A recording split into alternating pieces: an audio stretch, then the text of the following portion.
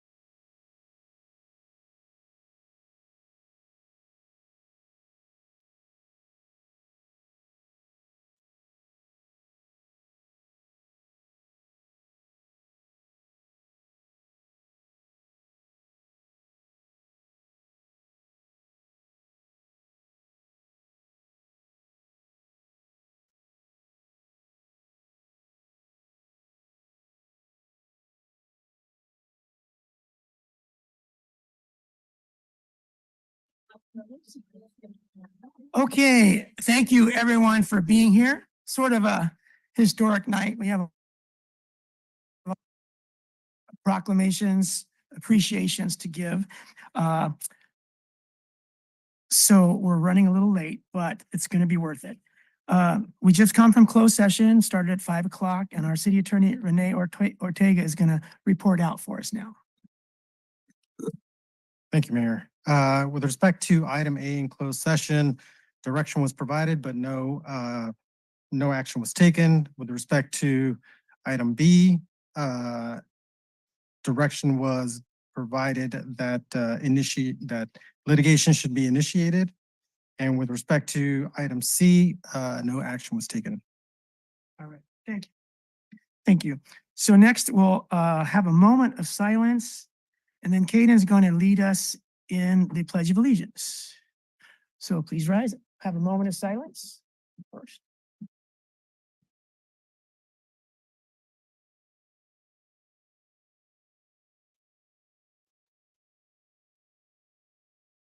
To the flag of the United States of America and to the republic for which it stands, one nation, under God, indivisible, with liberty and justice for all.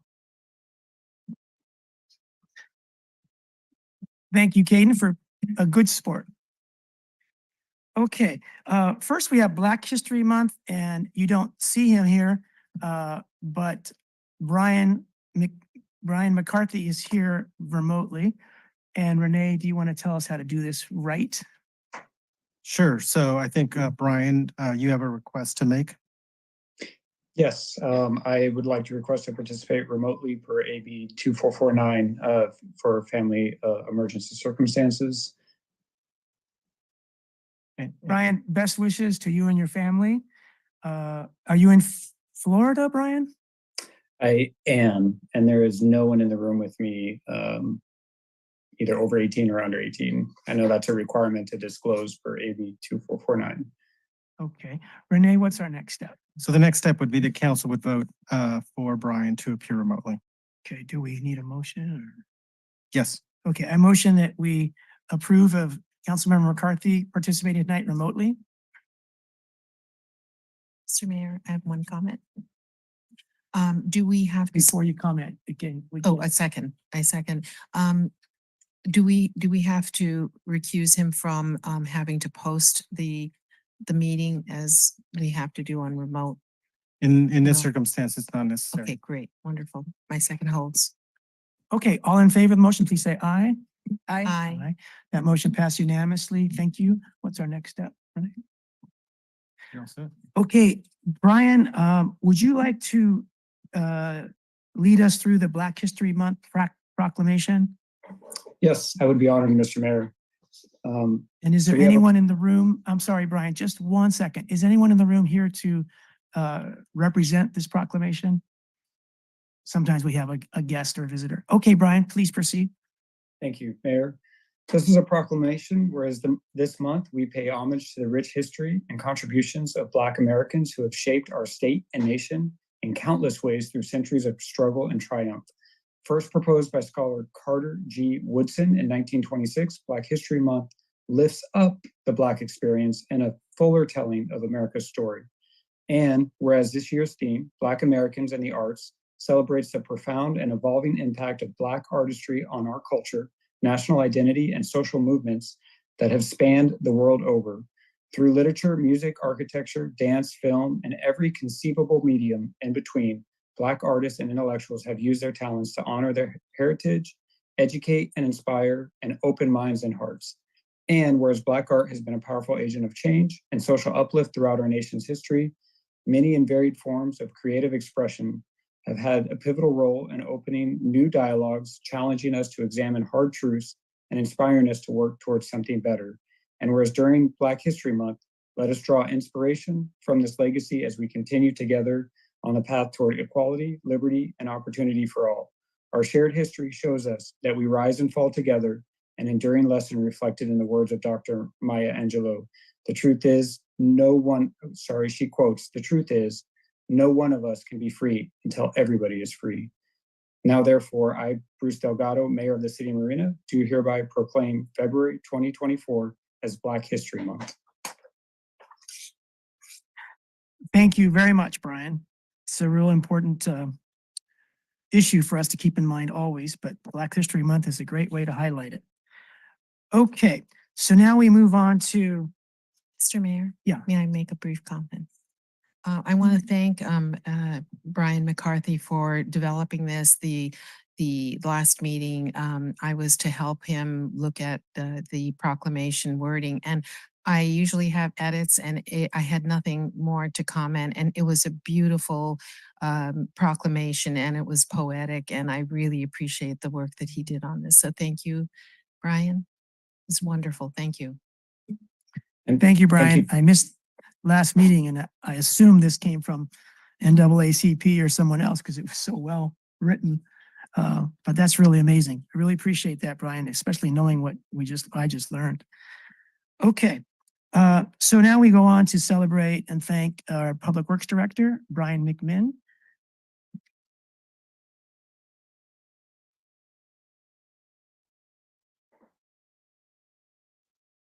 And Lane Long, his boss and city manager, is going to start us off.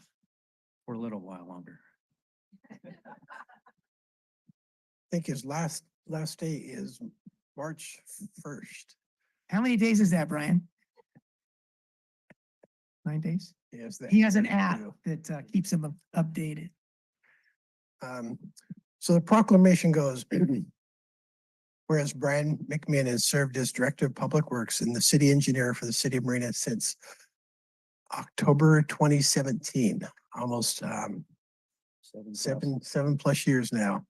Whereas after working briefly for Granite Construction, his professional engineering career started with Sandus Humber Jones consulting firm where he was a design engineer.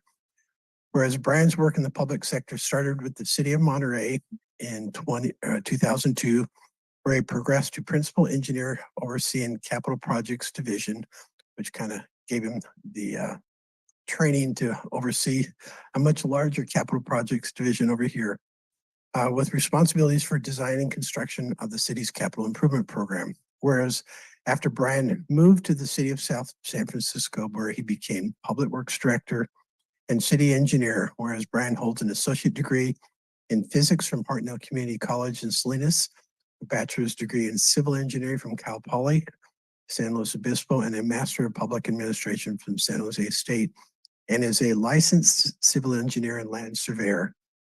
Whereas Brian has played an integral part of moving forward some of the largest and most significant projects in the city's history, including demolition of hundreds of blighted former military structures, including the Stockade, Pump Track, Gloria Jean Tate Park, MLK, Sculpture Garden at Lock Padden Park, and many parks and critical infrastructure projects, including the Imogene Road widening, which is starting right now.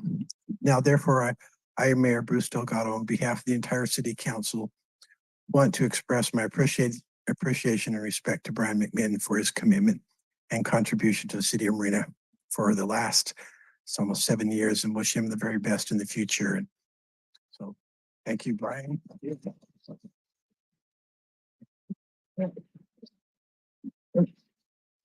I do want to say a couple of things. Before Brian came, we had a combined public works and didn't even have a really public works department, had a combined. And so that was not. But we were not getting the work done. And so Brian really was our first public works engineer. And if you look at all the capital projects, just go to your budget and you'll see all the capital projects that are moving on. And Brian really has transformed the city. And one of the things that I appreciate most about Brian is that you can rely on his expertise 100% as a civil engineer. Those projects are done, those projects are done right, and they're going to last a long time in the City of Marina. And he's been an integral part of our management team. He has a dry wit and sense of humor that that we aren't going to be able to replace. Those of you who don't know it, he's a biker. He bikes to work every day from Salinas, rain or shine. You'll see him out there on biking. A lot of rain days. So we're gonna miss Brian. He's gonna be hard to replace. He's been fun to work with, and congratulations on his retirement. And maybe you can tell us some of your plans in the future. But thank you, Brian. Thank you. Plans for the future, I'm gonna be riding my bike even more, and places far and wide, but, you know, I'll keep this short. My wife told me not to burn any bridges, so we're gonna be really short. But I'm used to standing over there, but I remember the first council meeting I was here, and, you know, I said something to the effect that this is my backyard, and, I started my career, my first day in the field with the survey crew. I was holding a survey route out on Reservation Road over there, and working for Sandus Summer Jones. You know, worked around public sector, but when this opportunity to come back home presented itself, it was one of those things where if I don't take this, I will probably kick myself in short time. And so it's been great to serve at Fort Ord, to see the transformation, to be involved in that transformation, to see this community transform over the years. And Lane read a lot of projects and stuff in there that you know they were attributing to me, but really it was a lot of other people other than me. There wasn't really anything I did by myself. You know, we have great staff here. We have one of the consultants that I've worked with for 8 years of my career as you know, co-staff member at an agency, and then afterwards here at the city of Marina, that's been involved in delivering a lot of these projects. We've had 27 on-call consulting contracts, a couple on-call construction contracts, program management contracts. I think if everybody was here that were actually working for Public Works, the police chief would have to tell us to leave because we wouldn't have sufficient occupancy for this room. But there's a lot of people behind that, and a lot of people that will keep moving forward here. So, but it's been a pleasure serving. Brian, I'm really glad you didn't make it short. But let's get a picture with you and Lane. Andrea, do you have a camera? Can I put you on the hotspot to take a picture of Lane and Brian? And then I'll ask the full council to come down and do the same.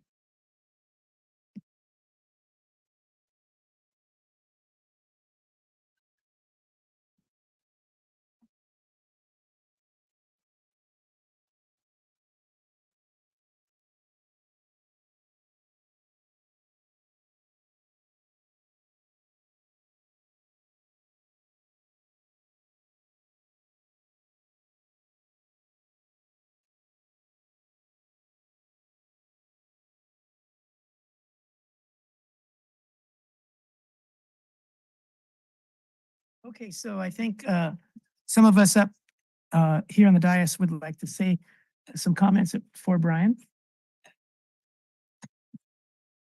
Oh, that's okay. So I have Just, to oh, you say- want the mic in case you want to respond. Yeah. So I'm going to say that we are really going to miss you very, very much.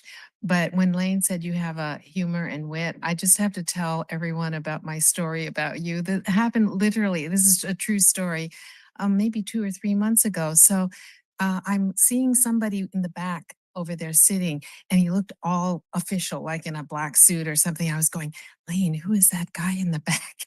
And Lane's looking at him, and we said, we don't know who that is. And it was Brian. Okay, but we didn't know. So I told Brian after the meeting, this is what happened. We saw you back there, and none of us up here who know you so well could even like think of that was Brian there.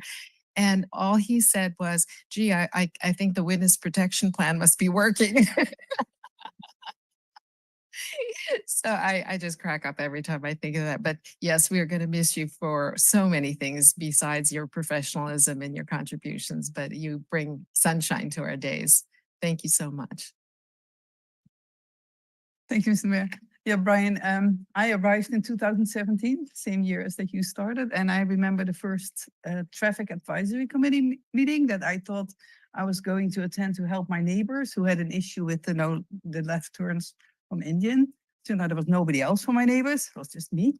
But anyway, you were so welcoming. You know, I could tell, I don't think that you were used to having a lot of members of the public at those meetings, but I immediately got a seat and you offered to change the agenda so I could get out of there. Not knowing that I like meetings like that, so I'd like to stay. But anyway, that was my first meeting, and I just don't know how the meetings will be without you.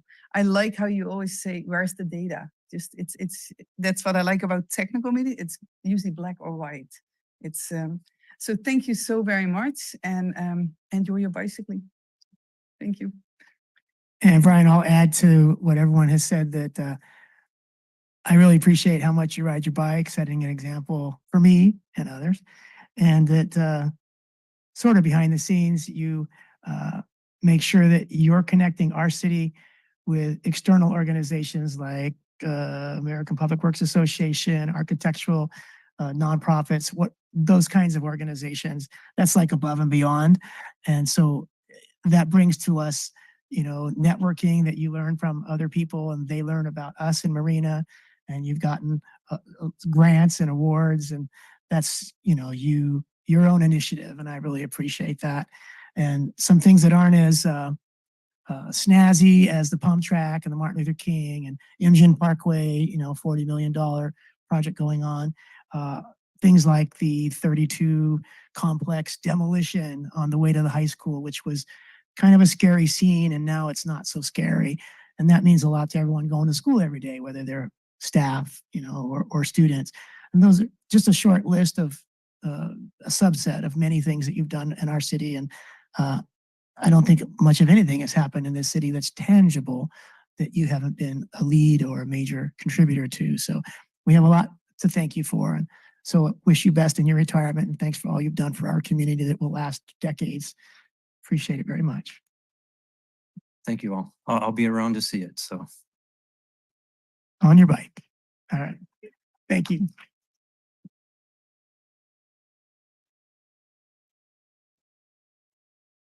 All right. Two wonderful gentlemen that ran the ship when they didn't have a boss, and now their new boss is going to talk a little bit about Steve Russo and Richard Cox, our two commanders. Ladies and gentlemen, this is Randy Hopkins, our new police chief. Thank you.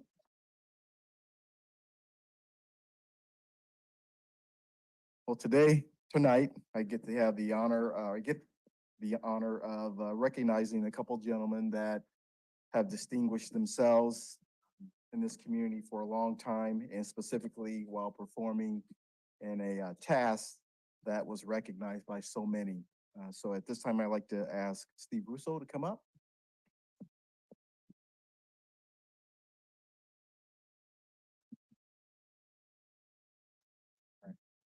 So I have a certificate of recognition from City Council that I'd like to read, and then also an additional document to kind of support some of the things that you've done, okay? So the certificate reads, City of Marina, certificate of recognition presented to Steve Russo in recognition of your work as the interim chief of the Marina Police Department. We greatly appreciate the professionalism, dedication, leadership qualities you've exhibited during your time, and it is a testament to your exceptional supervisory skills, and most importantly, your unwavering commitment to the City of Marina. We're grateful for your leadership and recognize your contributions in helping to uphold the high standards of service and reflection of our community. But wait, there's more. All right. So on behalf of the City Council, it is with profound gratitude and deep appreciation that we extend this letter to commend you for your acceptable service and remarkable leadership as the interim chief of police for the Marina Police Department.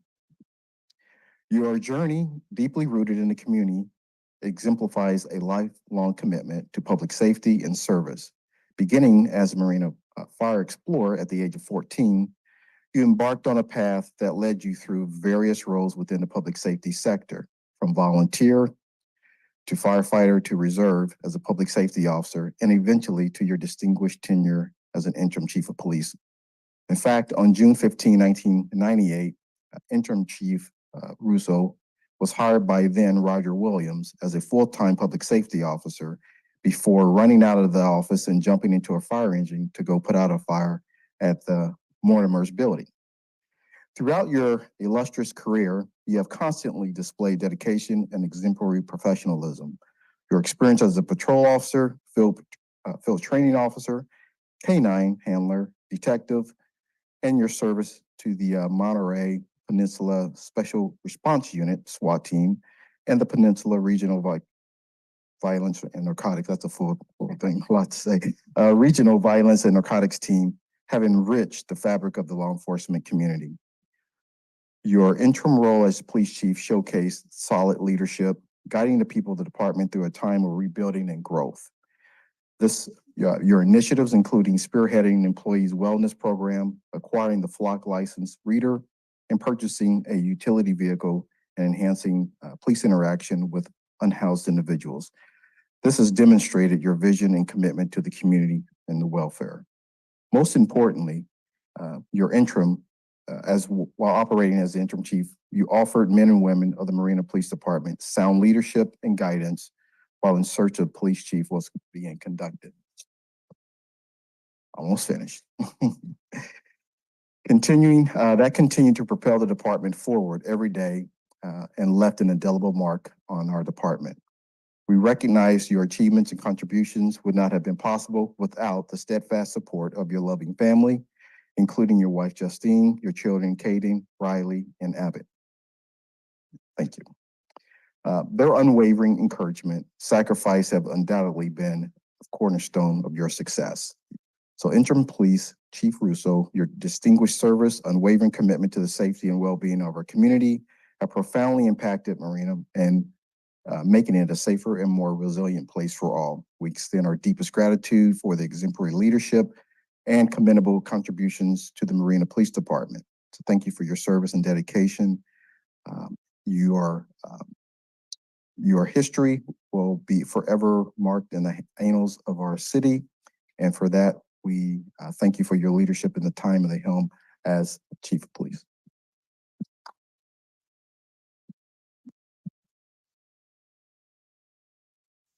If someone could take a photo. All right, if the two of you could take a photo, Andrea, if you wouldn't mind. And then the council can jump down and help with another photo.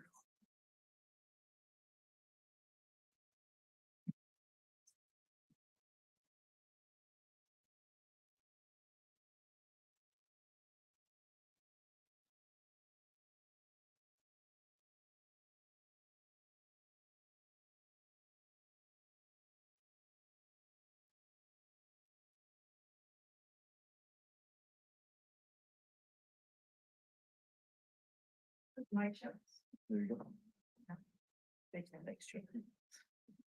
Thank you. That was really long, but I appreciate it.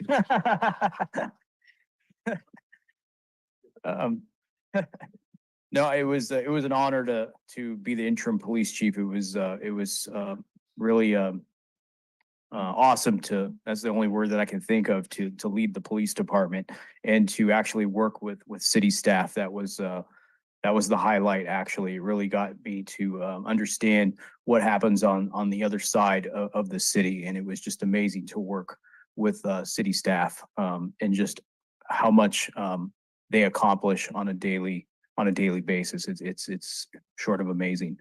Again, thanks for my family for that whole year. It was a busy year, but I couldn't have done it alone. Men and women of the police department, I mean, they went out there every single day and they still do it day and night and protect the city. So couldn't have done it alone. Couldn't have thought of any other person that I wanted to do this with Commander Cox.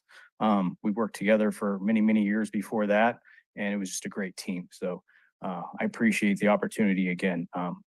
And for the city manager for putting together this amazing City of Marina team. It was great. So All right. thanks, council. I appreciate it. Thank you, Steve.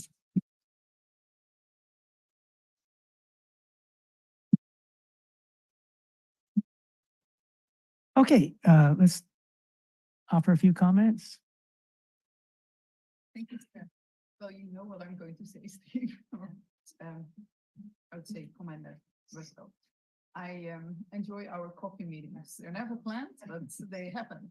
And I just want to say how grateful all of us are. You know, this last year, I don't think there was any issue. I've heard nothing. You know, when you read the papers about so many issues with police departments, and here you and Commander Cox, who took over, you filled up this year. So thank you so very much. And I'm looking forward to still meeting you secretly. Is that okay, Justine?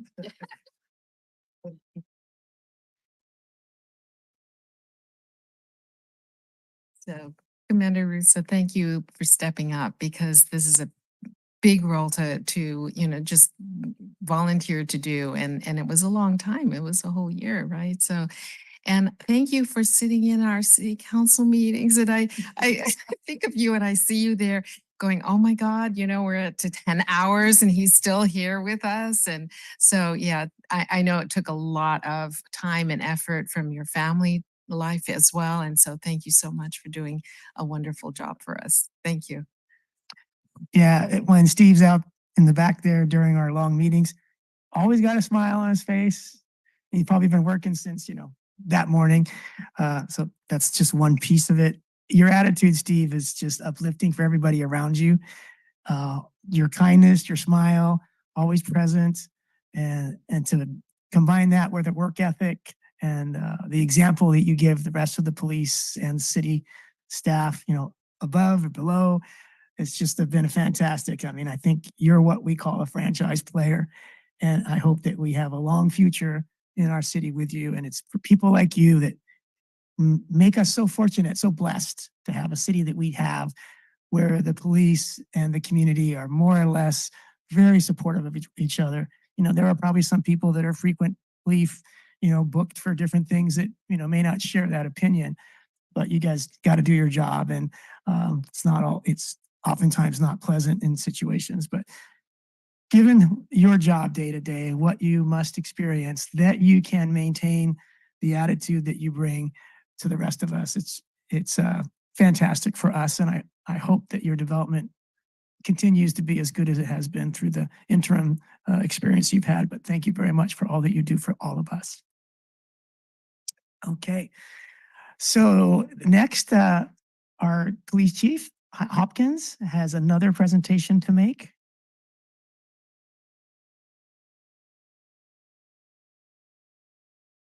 Thank you. Okay, our next recognition will be for Commander Richard Cox. It's also going to be a little long, so just relax, stretch if you need to. All right. Again, because of your leadership and all of the hard work that you've put in, and we would just like to recognize you with a recognition. So from the City of Marina, certificate of recognition presented to Richard Cox in recognition for your work as acting commander of the Marina Police Department. We greatly appreciate the professionalism, dedication, and leadership qualities you've exhibited during this time. It is a testament to your exceptional supervisory skills and, most importantly, your unwavering commitment to the city. We're grateful for your leadership and recognize your contributions in helping to uphold the highest standards of service and reflective of our community. And as I said, stand by. All right. So again, on behalf of the city of Marina, it is with immense pleasure and heartfelt gratitude that we extend this letter of appreciation to you for your exceptional contributions, unwavering dedication, and exemplary leadership within the police department. Your transformation into a cornerstone of our law enforcement community is a testament to your unwavering dedication to public safety. 16 years ago in 2008, you embarked on a journey with Marina Police Department that has been enriched by a myriad of experiences. Prior to assuming the pivotal role, you spent 2 years with the California State University Monterey Bay Police and devoted 2 years of serving as an explorer with the Pacific Grove Fire Department. Subsequently, you committed 4 years of service as a reserve firefighter with the Pacific Grove. Throughout your distinguished career, you ascended through various roles, including patrol officer, field training officer, detective. Additionally, your service on the Monterey Peninsula Special Response Unit, SWAT team, and the Peninsula Regional Violence and Narcotics team, further solidified your expertise and dedication. Your extensive experience and unwavering commitment have been instrumental throughout the 23 years of combined public service. Throughout your 16 years of service with the Marina Police Department, you have constantly demonstrated unparalleled professionalism, unwavering integrity, and unyielding commitment to ensure the safety and well-being of our community. Your leadership as sergeant and subsequent appointment to the acting commander have been indispensable in guiding the department through various challenges and transitions. Your collaborative efforts with Chief Russo have been commendable, and together you have spearheaded numerous critical projects that have significantly enhanced the efficiency of our operations. One of your most admirable qualities is your approachability, open-mindedness, which have enabled you to cultivate strong relationships both internally among the colleagues and especially within our community. Your ability to methodically plan logistical strategies, think critically about emergent trends, allows you to listen and engage with others, which has been pivotal in driving change and progress within our department. Almost done. Almost done. Doing great, Chief. Moreover, your unwavering commitment to leadership role, as evidenced by your readiness to be available for calls from officers even during weekends, holidays, and late nights, is truly commendable. We recognize that this dedication often comes at a sacrifice to precious time with your beloved family. Your wife, Alicia, sons, Anthony and Alex, we extend our deepest gratitude to them for their unwavering support of your understanding.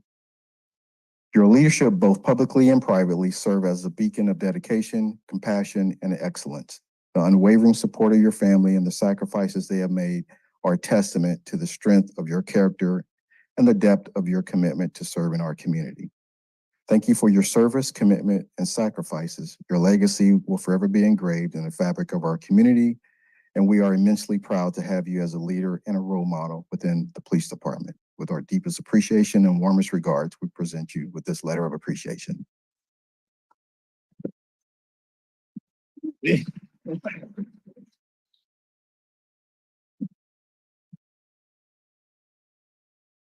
we can get, let's do this a little differently. Let's have Commander Cox's comments and then we'll take the photos. Okay? Turn it on, turn it off. As soon as I saw Steve grab my phone, I was like, dang it, that means I have to talk to. Well, very briefly, I want to thank you, the city manager, for giving me the opportunity to be an acting commander. It was a big challenge, but I was very, very happy to be able to take on that role and to be able to do that along Steve. I was just very, very happy to be able to do that. And very appreciative to my family, my wife, to support me during this year. It was a fantastic opportunity, and the department, this Marina Police Department has been home to me for a very long time, and I have no desire to go anywhere else. I love this department, and I'm very, very excited to see where we're going now with Chief Hopkins here. We've got tons of room to grow, and we're going great places. So I'm very excited. And to the council, thank you for the opportunity. I only had an opportunity to come to a couple meetings. You're lucky. My first meeting, yeah, I know. My first meeting happened to go to 1 a.m. and Brian McMinn, with his sense of humor, looked at me and said, "Steve, you got you on this one, huh?" We're like, yeah, he did. I sent him an email at 1 a.m. just to let you know I'm still here. But thank you all very much for the opportunity and for all the support. I really appreciate it. Thank you.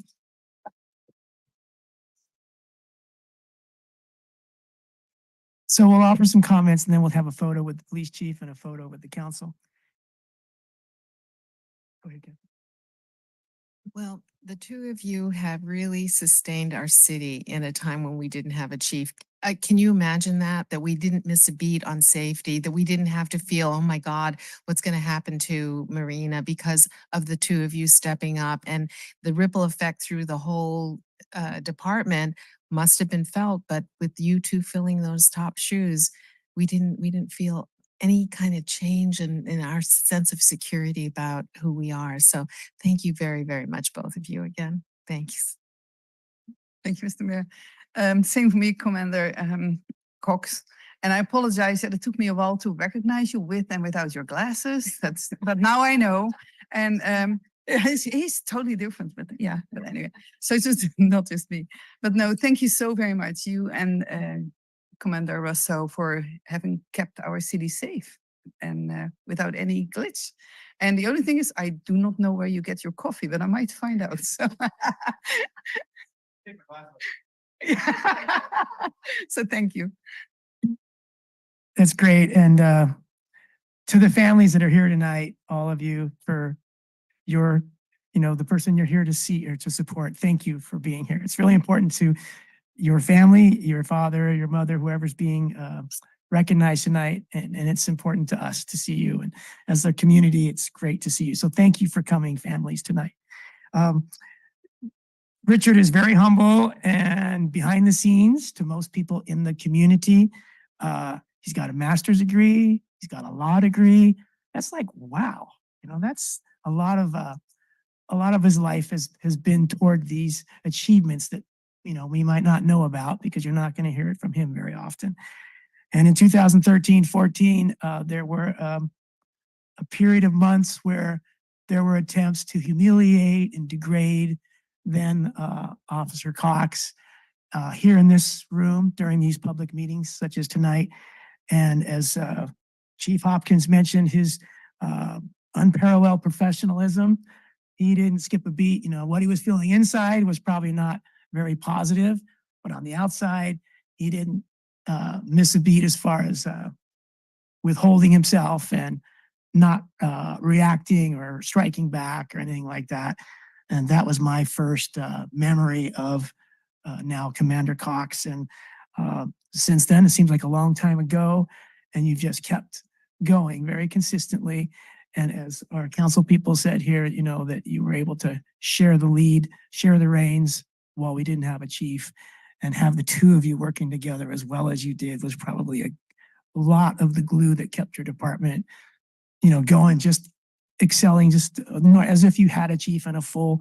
I mean, we were down a commander, we were down a chief, and it was you two as far as leadership. And I'm sure all the sergeants were stepping up as well, but you two were in the bullseye, the target of whether we were going to sink or float while we were trying to get back to normal. And we're still not back to normal, right? But you helped us get us to this point. So thank you for the bridge, and thank you for all of your years of support to our community. It's pretty wonderful that you've been so good to us. And I do hope that you're here for a long time, more than this. Yeah. Thank you very much, Commander Cox. Okay, so let's get that photo with the chief and then the council.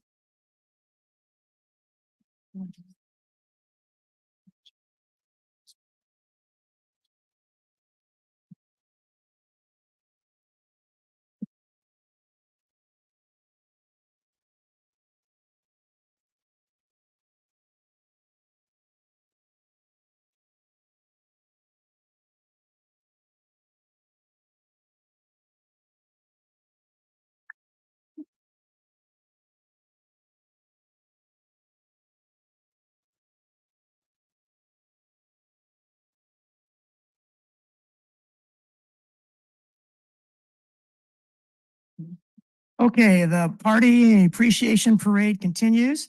We're going to ask our fire chief to come up to appreciate a couple of wonderful firefighters. Yeah, Mr. Mayor, members of the council, members of the public, thank you for allowing me this opportunity to share the news. This is great news. One of the main priorities of the city council is to meet the staffing needs of city departments. And as you well know, the critical staffing need of the fire department been identified as, those 5 positions. Well, December 19th, 2023 was truly a historic day for the city of Marina, for the Marina Fire Department, and for the public reserve. Because on that day, through the leadership of our city manager, Lane Long, with the support of our city council approved 5 positions, and they funded 2 additional division chiefs, and an additional firefighter that night. So We just wanted to take this opportunity and tonight introduce those people that we hired as a result of that. The council approved those positions on December 19th. On January 22nd, we actually started a 2-week academy for our 3 new firefighters.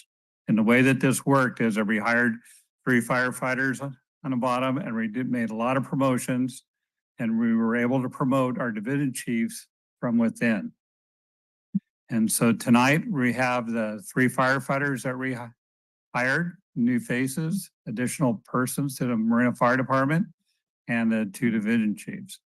So I'd like to introduce our, start off with our division chief. We have them on the menu. We have, well, I'd be remiss to not thank Chief Vega. So Chief Vega, you are all aware of. He's Chief 5401, Chief Vega. Without him, I would not be able to do my job. We got some real critical key people. So thank you, Todd. So with these appointments, we've actually kind of made, divided out some areas of responsibility. So Chief Vega now is mostly responsible for fire marshal, fire prevention, community outreach, public education, those types of, in those general areas. And there's a whole litany of responsibilities. So we have Chief Mark Sweeney, come on up. And we have Chief Anthony Goncalves.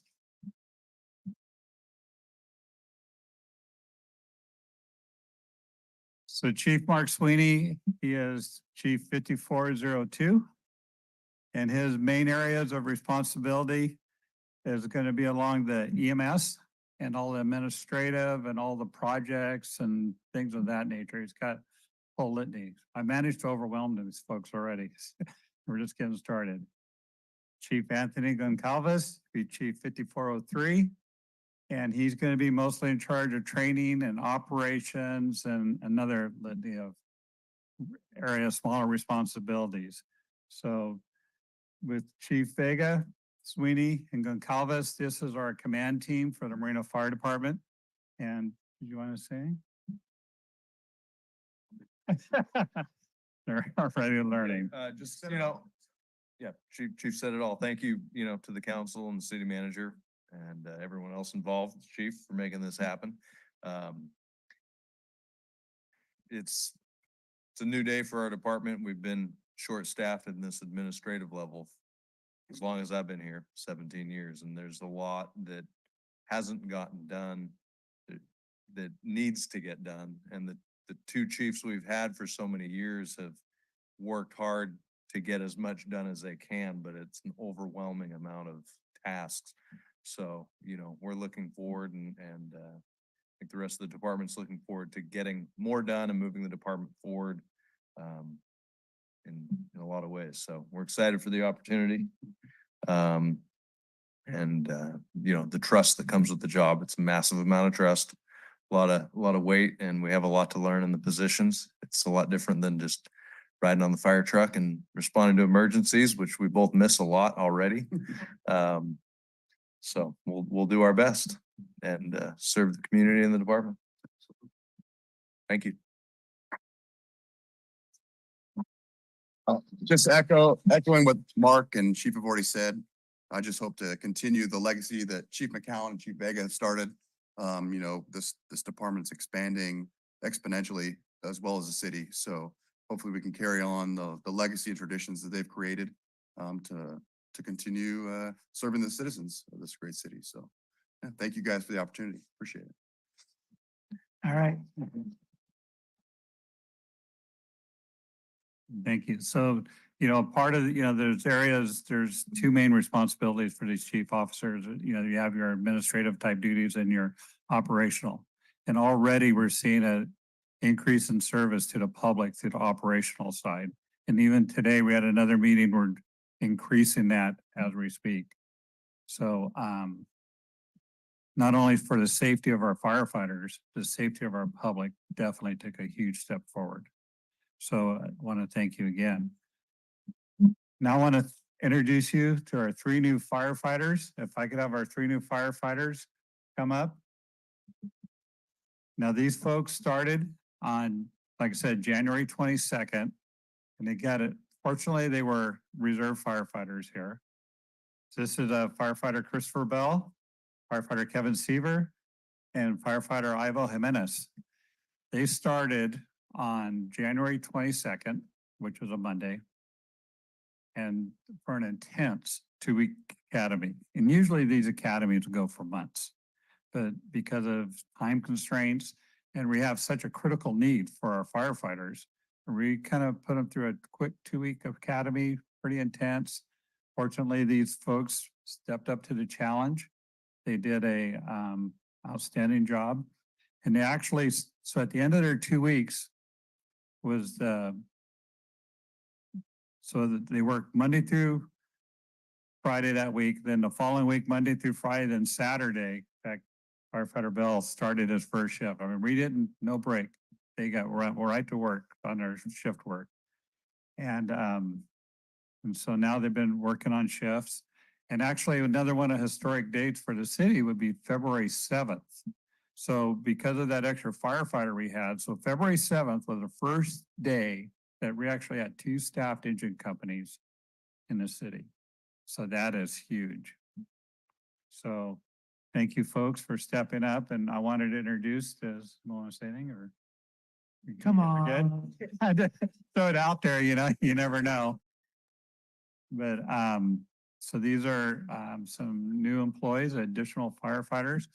You know, January 29th is where we made the promotions for our division chiefs, and obviously that we had captains and engineers, and we had a lot of, you know, promotions on that day. And you know, it's and December 19th meeting, the council said to come back after we applied for a SAFER grant for funding of those other 2 firefighters. When we get those other 2 firefighters later this year, we'll finally meet the critical staffing needs of what we need. And I want to thank you from the bottom of my heart. Something we've been working on, all of us have been working on, and it's a huge step forward and for the safety and protection of the city of Marina and the citizens we serve. So thank you again. Chief, thank you. You know, you've been doing this for 35, 40 years, and you've told us several times how important this is to you and how important this is to the city. So for someone who has basically seen it all in your field, to be repeatedly telling us how necessary and valuable what this is, says a lot. So thank you for being behind it all the way, you know, start to finish, and being such a advocate to get this done. Of course, we wouldn't have done it, you know, maybe in the future, but probably not yet if it wasn't for you. So we all have you to thank for being at the helm during this growth that we're seeing in your department. And to the 3, Ivan and Kevin and Chris, since you're not going to make a big speech like Brian did over here, I want to just ask you each a question. If you could step up and say, probably still somewhat fresh on your mind, what was the first call you ever did on an engine? And what was that experience like for you?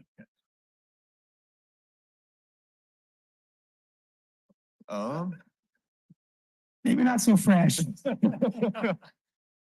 I think one of the first calls that I had in the city was, I think it was a basic medical aid with just helping one of the citizens of the city feel better, help them into an ambulance to make sure that they get back to the hospital, to make sure that they get back to their full health, back to being a happy person living in the city of Marina. And what was that like? That first call or that early call for you? It was exciting being able to work as a firefighter in the city. It was fun. It was exciting. All right. Thank you, Chris. All right, Kevin, you're up.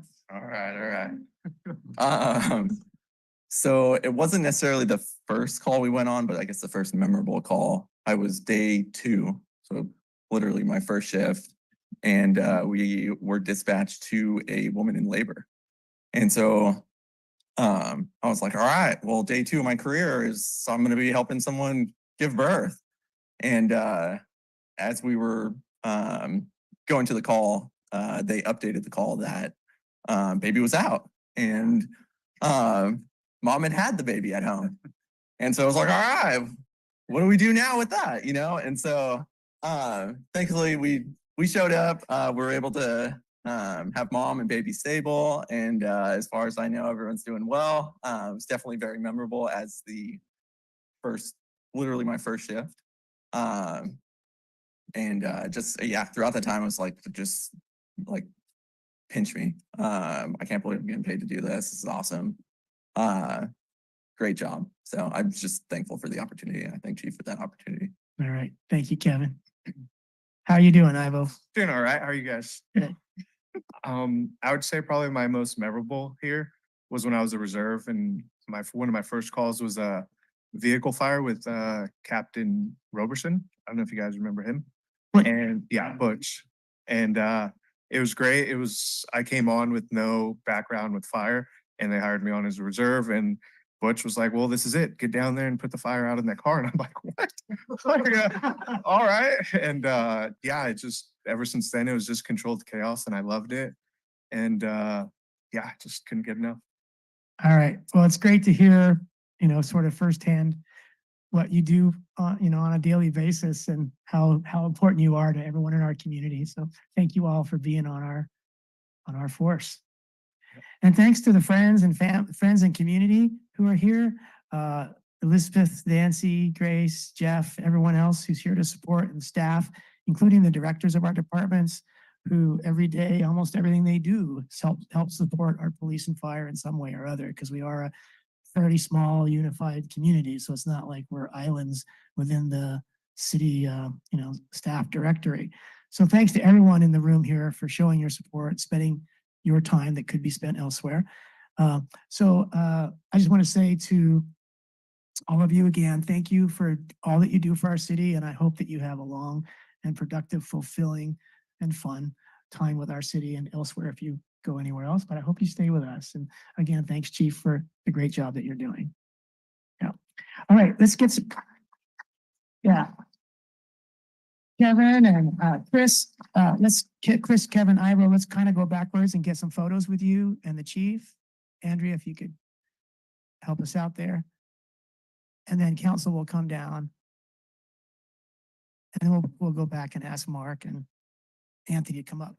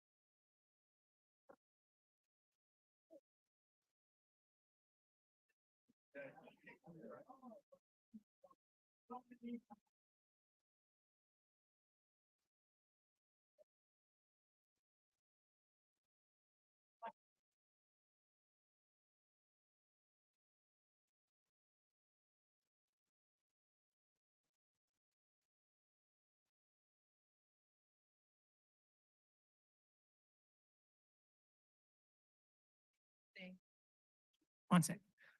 So newsflash, fire chief just told me he needs 2 more firefighters.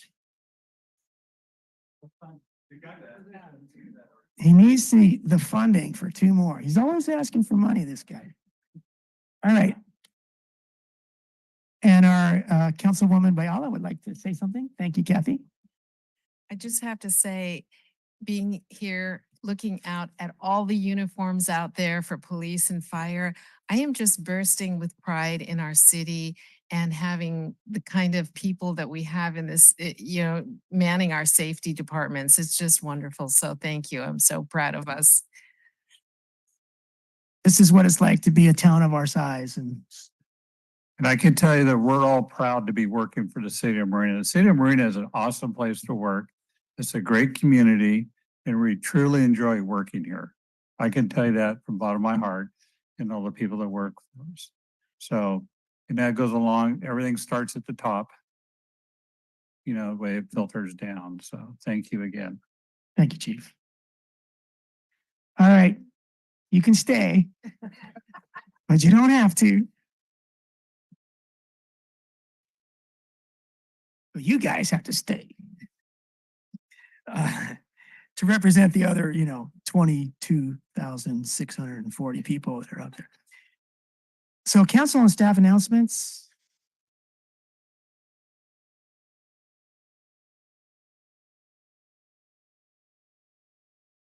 Thank you, Mr. Mayor. I would like to announce that this coming Sunday, February 25th, MST will have a table at the Marina Farmers Market about the Surf Busway. So anybody who has questions, who would like to know more, MST staff will be there at our own farmers market from 10 to 2. Thank you, Mr. Mayor. How'd the pop-up event go? You want to mention that? I thought I said item 14 to report. But yeah, the pop-up was it last Saturday, a week ago, at the future Fifth Street station. So staff was there, consultants were there to see where it's planned. How many public showed up? I think about 20, but yeah, people are here, so they know better. Yeah, about, would you say, Jeff? About 15, 20? It was Yeah. a forecast blustery days, right? So But it was actually pretty nice. Yeah. Otherwise, I would not have been there. No, it was good. It was good to just see it. You can see maps, you can envision, how it will be, but to actually be there, it's always, I always like it. It's Around literally, everything. yes. Thank you, Mr. Mayor. Kathy, anything? All right, just a couple quick things. Mark your calendars. Saturday, April 13, our 18th annual Marina Earth Day event, which is the largest, and I think by far the best Earth Day event in the county, primarily because the first 2.5 hours are 175, 200 volunteers doing work on the ground, getting dirty. I mean, on the ground, most of them. And so it's wonderful. And then they're appreciated with a band and some dancing and free buffet. Lots of, there's going to be about 30 organizations there. A lot of options to do service, lots of projects, and then lots of things going on when the work is over. And then it ends about 1 o'clock. So I hope that you come out April 13th. Hope the city might have a booth if it's appropriate. And then sooner than that, coming up real quick, March 2nd is a Saturday, I think. Anyway, March 2nd, we'll be planting a significant piece of Hilltop Park. On top of the park is a flat area, heart-shaped, with sidewalk all around the heart. And it's going to get about 500 native plants. And they're prepping the site now with heavy equipment and then mulch. It's going to be about 8 or 10 inches deep that we can try to suppress the weeds. But anyway, March 2nd, if you want to come out, help plant these native local Marina plants, we'd welcome any volunteer help we can get. It's a top of the world type of situation. It's a really beautiful location. That's March 2nd from 10 a.m. until 1 p.m. with hosted lunch. So there's a good lunch that will be given to all volunteers. Okay, staff. Our department director for cultural resources and recreation, Andrea. Thank you, council. Since you're all in such a good mood and there's so much love in the room, I just want to ask for a couple positions. And if we need to wear uniforms, if that helps. Council, I happy. motion that we move the fire funding over to recreation. Just kidding. Not, but I am. Just a couple quick announcements, couple programs that Recreation and Cultural Services has coming up. On Friday, March 15th, we are doing our second Kids Night Out. This beautiful flyer by Carolina Rivera is online. Take a look at it. We are going to be building leprechaun traps in anticipation for March 17th. And so $3 to drop your child off with us, and we will feed them and we will have activities and fun, but the highlight is going to be building these traps. And then on the 17th, there's going to be a reveal of all the traps that were made. And even if you don't come to Kids Night Out, you can still participate and you can still submit your leprechaun trap. So it's going to be really fun, and I want you to check it out online. Spring break is coming up, and we are going to do our traditional spring break camp. Those dates are March 18th through the 29th. Registration opens on February 26th. Something new to this particular school break camp is that we're going to do an early morning drop-off option. In the past, we've started our camps at 8 a.m. and we have found that families are showing up earlier, waiting for us to open the doors. So we're going to do a 7 a.m. to 8 a.m. option. That way if folks need to get to work a little bit earlier, and we will feed them breakfast and then start the rest of the camp when the other children show up at 8. So those are our two programs coming up in March. All the information's online, so please check it out. Thank you. All right, Andrea, since there's so much love going around, thank you for all that you're doing. You're doing a great job. Any other? Our city manager, Lane Long. We are having a special council meeting next Wednesday at 7 o'clock, and the council will be interviewing applicants to fill the vacant council position with Christina Medina Dirksen. And Shep, how many applications did we get in?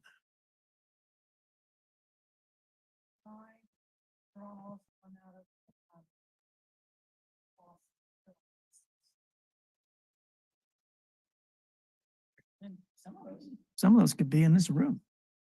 Yes. Never know. So that's Elizabeth?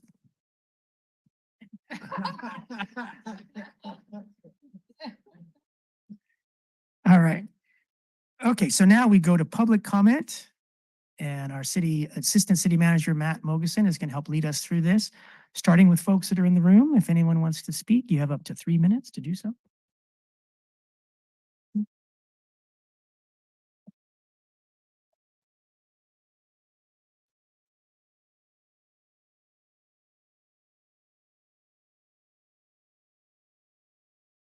Good evening, council members and our staff.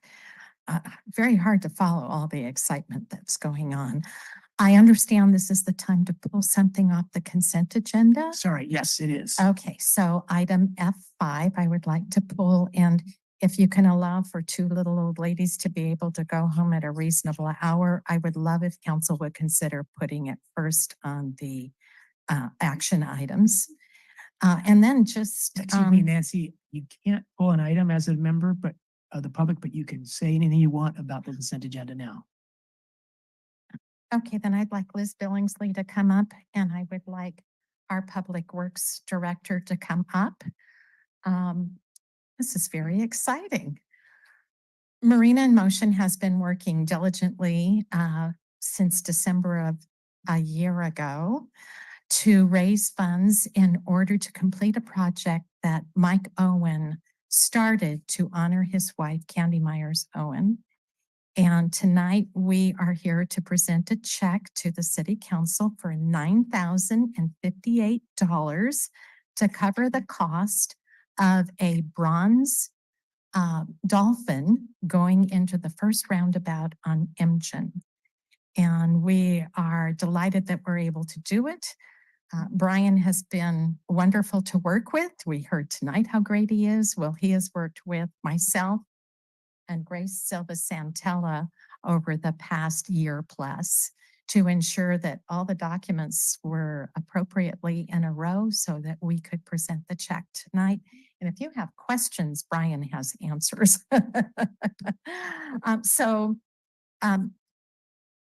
City Manager, Brian McMahon, who do I give this to? Both. Why don't we get a photo of this? Andrea, if we can employ you one more time. Thank you.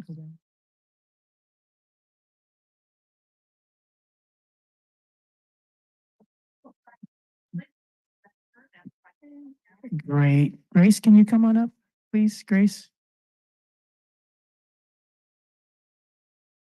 It's for us, Grace.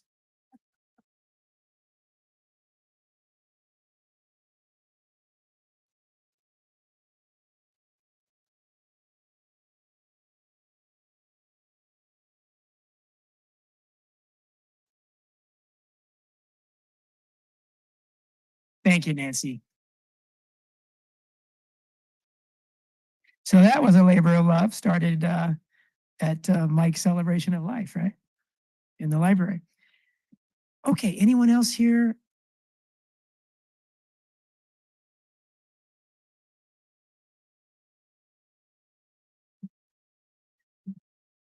Hi, Grace Silva Santella. I just want to follow up on some of the honors that you've been giving this evening. I have found it to be such a privilege to work with Brian McMinn. First to find out he's only been here just short of 8 years is unbelievable to me because I feel like as a resident, I've worked with him on so many projects, including shoveling wood chips at parks here in Marina, but the AV system at the library, the odor study that so many of us on my side of Marina have been bothered by, just a number of issues. And I will really, really miss Brian's presence. Despite my not being an elected official, he always responded to any emails I sent him or phone calls I sent him. And I can pester and pester and pester. I don't have that wonderful dry sense of humor, that the dry wit that Brian has, but we always would end up laughing with each other. And I'm sorry we won't be here to I'm looking forward to the work that's going to happen at the intersection of Reservation and Del Monte, and I'm sorry Brian won't be there to see that follow through. I'm sorry he's not going to be here to see the resurfacing of the Los Arboles courts, but we have Andrea that will be here, and I'm sorry he won't be here for us to get that irrigation system fixed at the library. So part of this is also to remind you of those 3 items that I wish he was here to be sure get completed.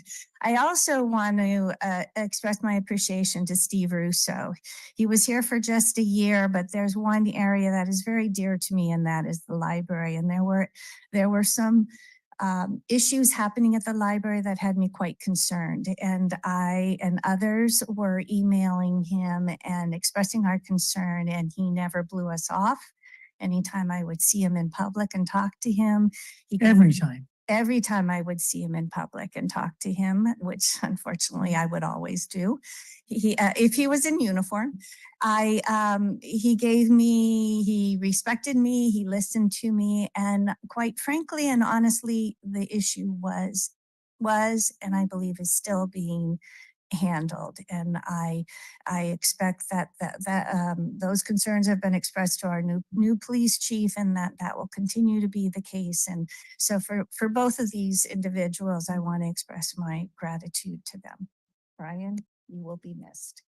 Thank you very much, Grace. Okay, anyone else present in person that would like to speak? And if not, then we'll ask our assistant city manager, we have anyone remotely that would have any comments?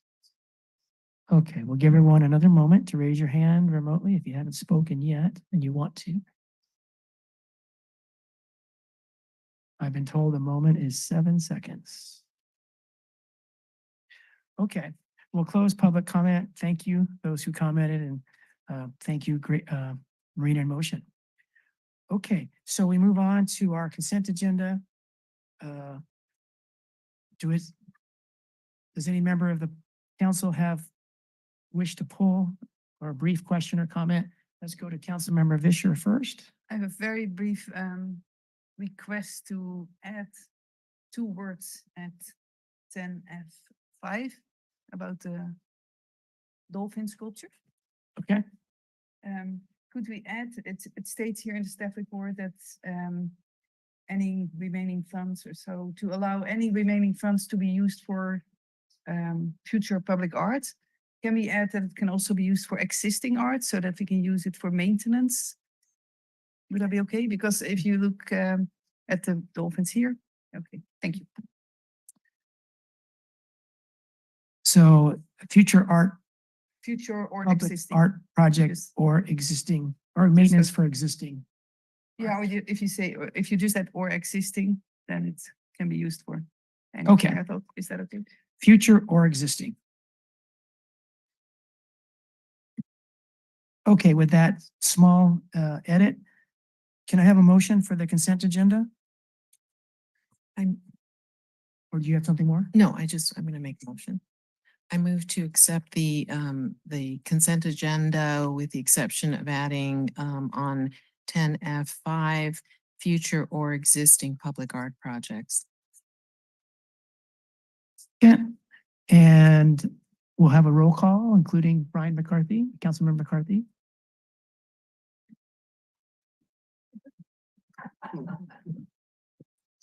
I thought it was the gavel. Councilmember McCarthy, Yes. Councilmember Biala, Yes. Mayor Pro Tem, Visser, Yes. Mayor Delgado. Yes. Okay, and with that, vote unanimously, we welcome Jenny McAdams, Audra Walton, and Galia Barron to our planning commission. Audrey returning. Thank you for your service upcoming.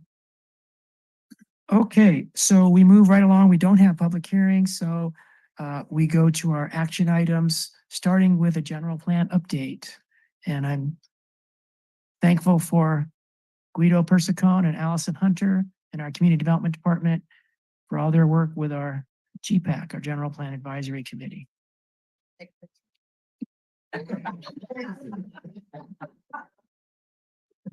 Good one.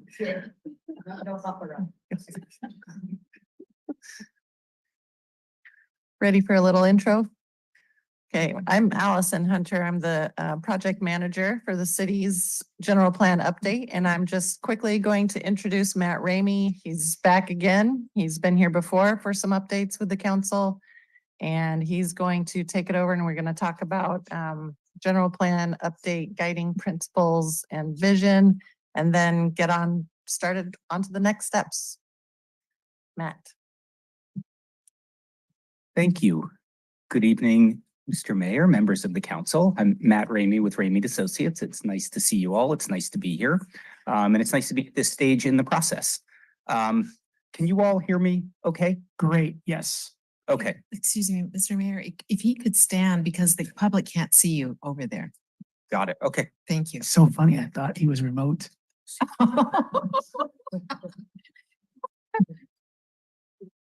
Oh, right. Here's my there. I want to send that on.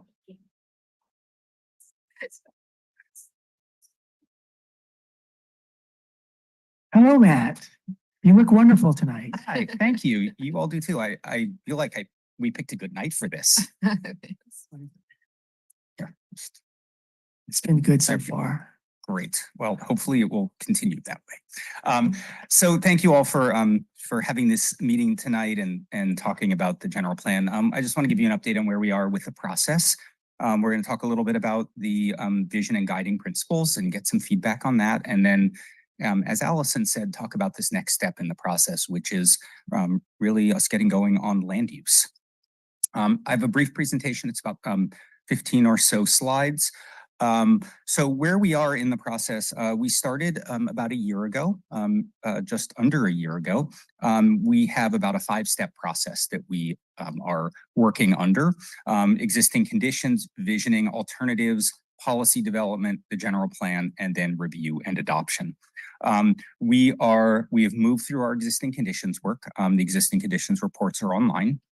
We are on visioning. We have a draft vision and guiding principles, and that's this evening. And then we're starting our work on alternatives. Throughout all of this, we've had community engagement, which I'll talk about in a minute. As I mentioned, we have completed existing conditions reports. These are separate technical documents that each analyze a different topic, such as land use or environmental conditions or health and environmental justice. They serve as the baseline information for the general plan update and the environmental review effort. And they really provide an important picture of where the community has been and where the community is now. Again, it sets the stage for us to actually update the general plan. There are 8 separate reports and they are all located on the project website. We have also spent quite a bit of time doing community engagement, as you all know. We have created a comprehensive community engagement plan. We have created printed materials that have been translated both into Spanish and Korean. We've conducted over 20 stakeholder interviews. We've had a significant amount of outreach to the community. And the outreach is really telling the community about the events that are happening.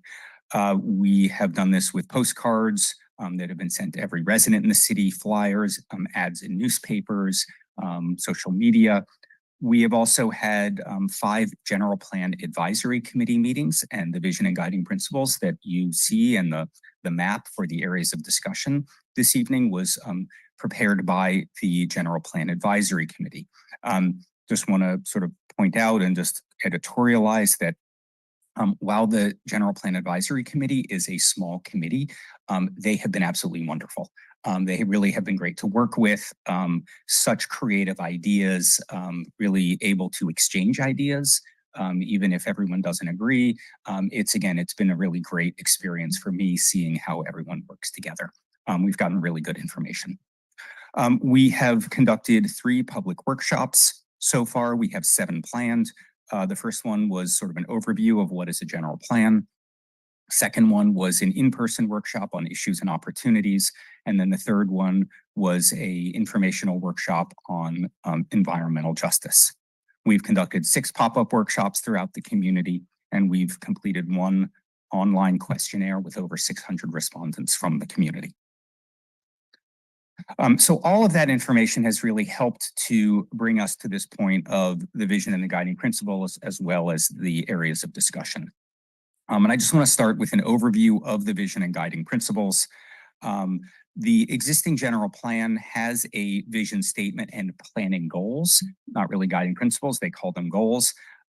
This is the vision statement that you see here. And then the 17 planning goals they're similar to the guiding principles, and they really guide the direction of the existing general plan. The goals address many of the topics that are in the general plan.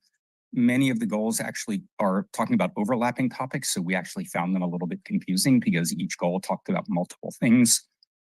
And then there are lots of emerging issues that are not included in the goals because of the time at which the plan was done. So during this process, we worked with the GPAC as well as part of this online feedback form and came up with a proposed vision statement that you see here. I won't read this. We definitely would like feedback on this about whether this is going in the right direction. But essentially, the overall intent of this vision is to sort of talk about where the city is now and where the city will be in the future.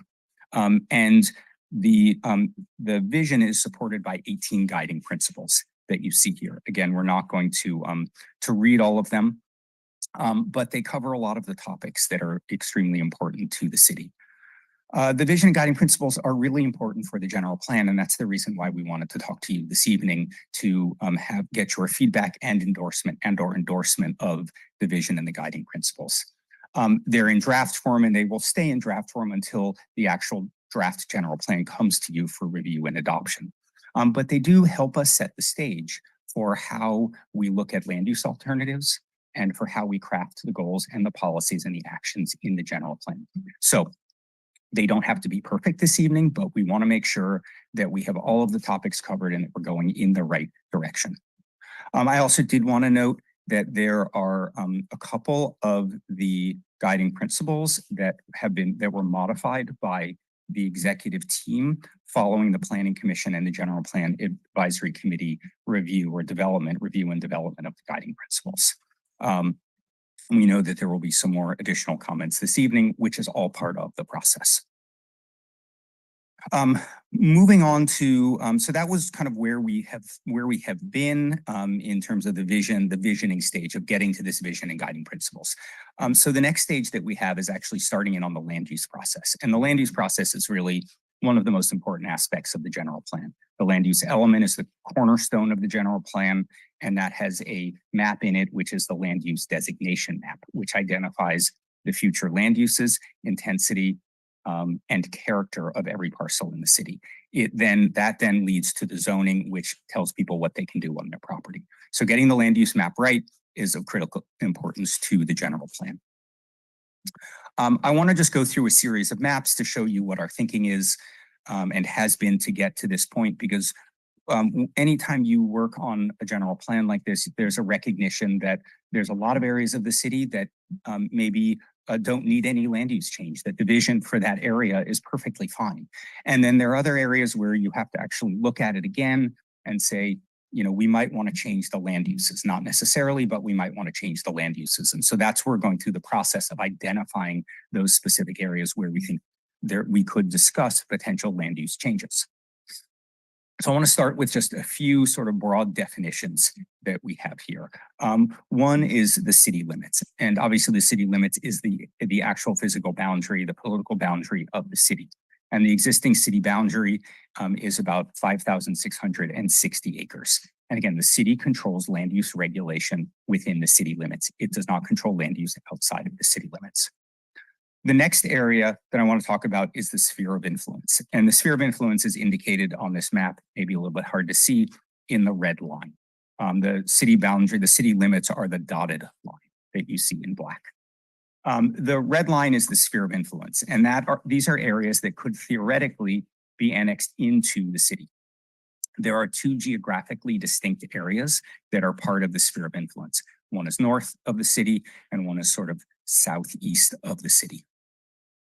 The third boundary, which is important, is the urban growth boundary. This was recently extended through 2040, and you see it here on the map in this sort of dark blue purplish line just to the north of the city. And this area north within the city limits, but north of this line, shall remain as unimproved open space and cannot be developed. So again, this is starting to constrain where it is that we can look at land use changes. The next map that I want to talk about is the land use designation map. I'd already mentioned that land use designations define the future allowed land uses and the maximum development intensity of all parcels in the city. The land use element and the land use designations must align with other elements of the general plan. And the land use designations in the general plan were last updated in 2011. There are 27 land use designations, which is actually quite a lot for a city of this size, in six broad categories. And the general plan update will revise the designations where appropriate. If there are no changes that are needed, we will keep the designations as they are. So the process of updating the land use map is indicated here. The first is to confirm where the land uses are set. So where there are no land use changes that are needed. The opposite of that, or the flip side of that, is that we then have to identify the areas where there could be a change to a land use designation. Not where there will be, but where there could be a change. And that's what we're sort of call these areas of discussion. And these are areas where we want to have a discussion with the community and come up with potential different alternatives in order to meet the vision and the guiding principles that we are going to talk about this evening. So after those, and we're going to talk this evening about those areas of discussion, and we'd like some feedback on whether these are the right areas. After we have identified the areas of discussion or the land use change area, we'll develop several visions or alternatives for each of the areas for what could occur there. We will then create new land use designations or apply existing land use designations to those alternatives. We'll evaluate the pros and cons of each action, of each of those different patterns of each alternative, and then discuss it with the community stakeholders and the council. And the goal is to then decide on a preferred land use direction. So again, we're starting with this step of first identifying the areas where we think there should be no land use change, where either the existing pattern or the vision is what you all want it to be. Then we identify areas to discuss. For each area to discuss, we create alternatives, we apply land uses, we go through a process of looking at pros and cons of different changes. We then talk to the community, excuse me, and then we come back to the community and ultimately to you all to make a decision on the land use. The process that we think about with creating the land use designations, thank you guys, how'd you know, is that we need to look at what's on the ground now and different constraints to development. We have to look at, we can't just start with a blank slate, right? We have to look at what's already out there. And those are both policy decisions as well as physical decisions that have been made and physical constraints. And so this map shows a series of constraints to potential new development in the city. And I apologize, there's a lot going on this map. We have a series of maps on the website that really build this up one by one. But for expediency, we wanted to show you this one map. So some of the key constraints are, first, we already talked about the urban growth boundary, which is you can't develop north of that purple line, which you see here on the map.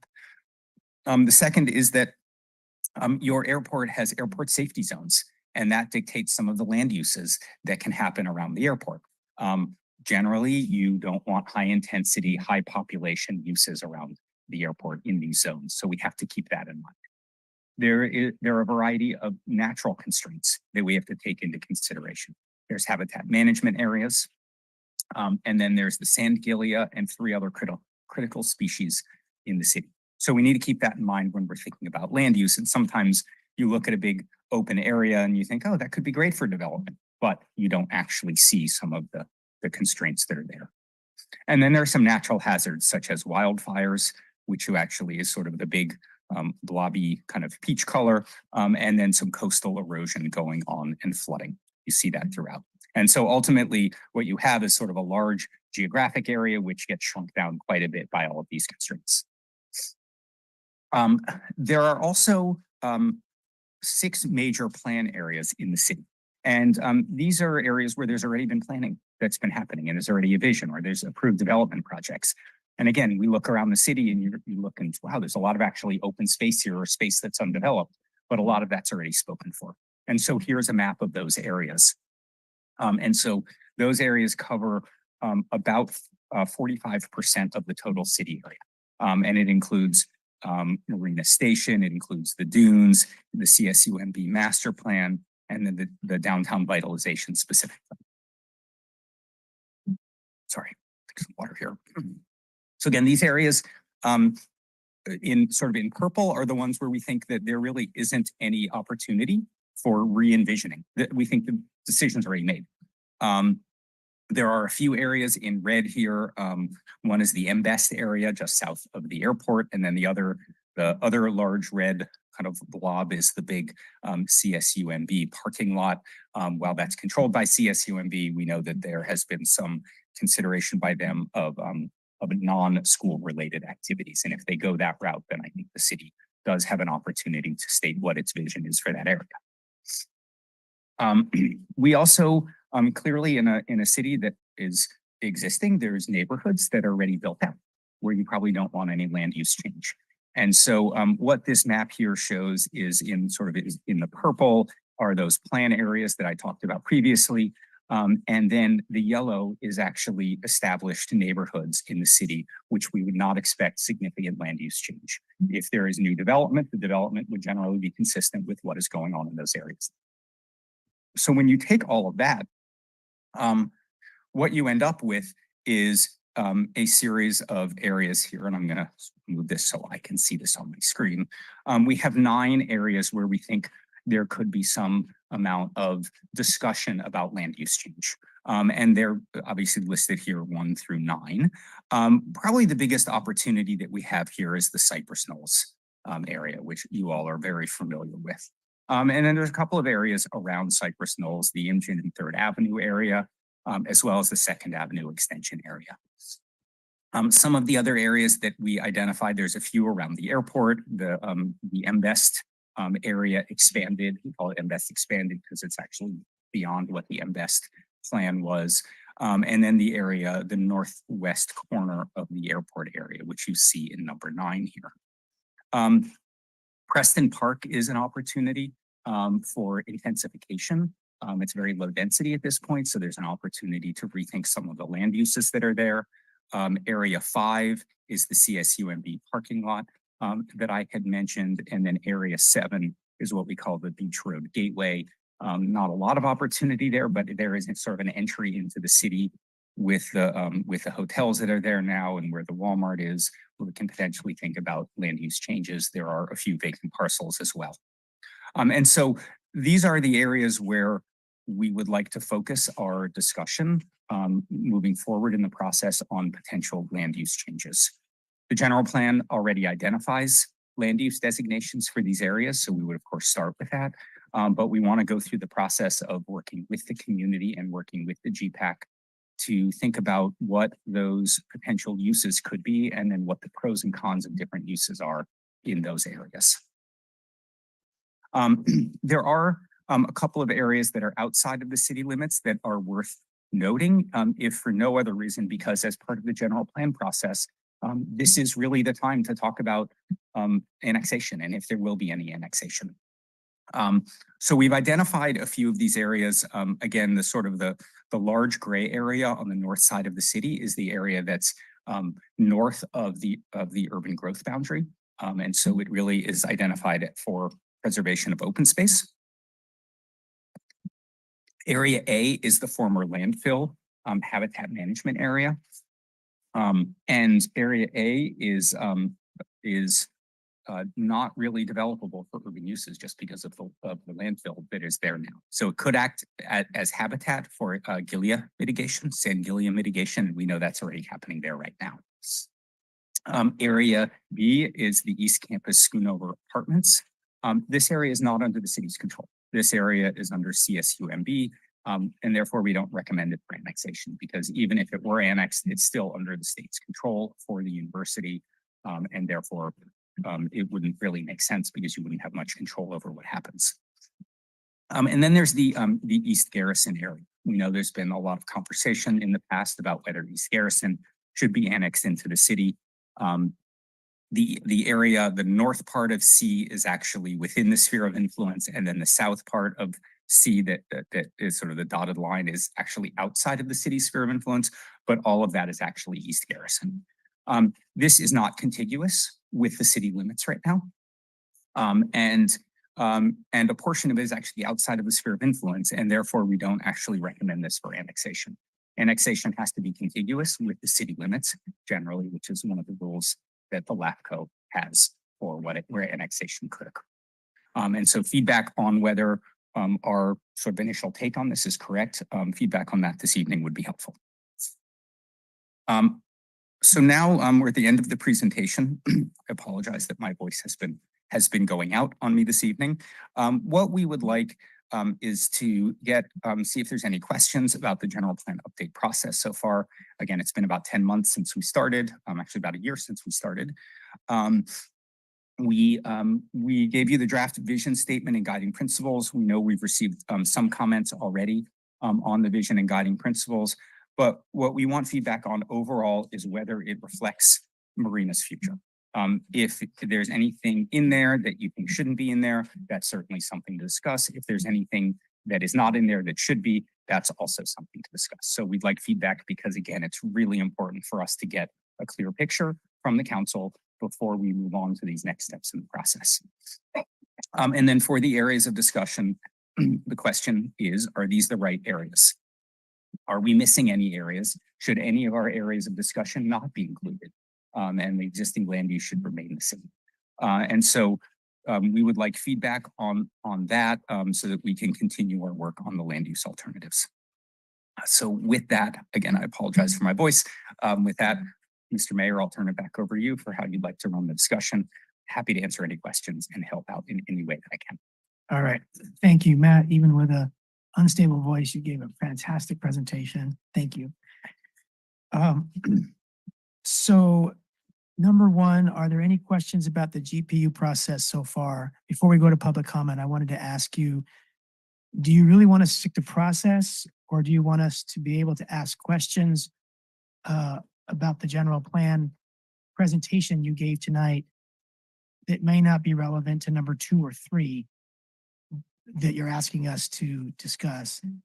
Or is this really clarifying questions about the process, like how many more GPAC meetings will there be, or how long will the GPAC keep going? You know, those are process, but we might have some questions that aren't covered in number 2 or 3.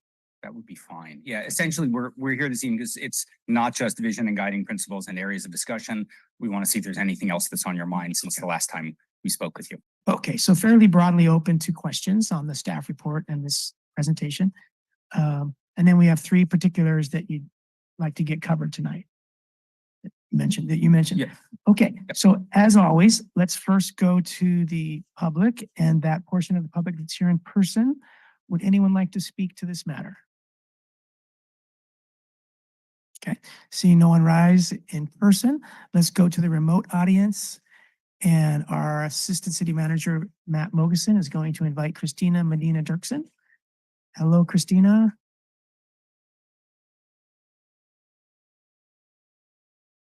There we go. I'm unmuted. Is that correct? Yeah, we can hear you. Thank you. Welcome. I miss you all. I miss you all. Christina Medina Dirksen, I want to thank you for this presentation. I tuned in through half of it, so I'm hoping maybe my question might have been addressed earlier.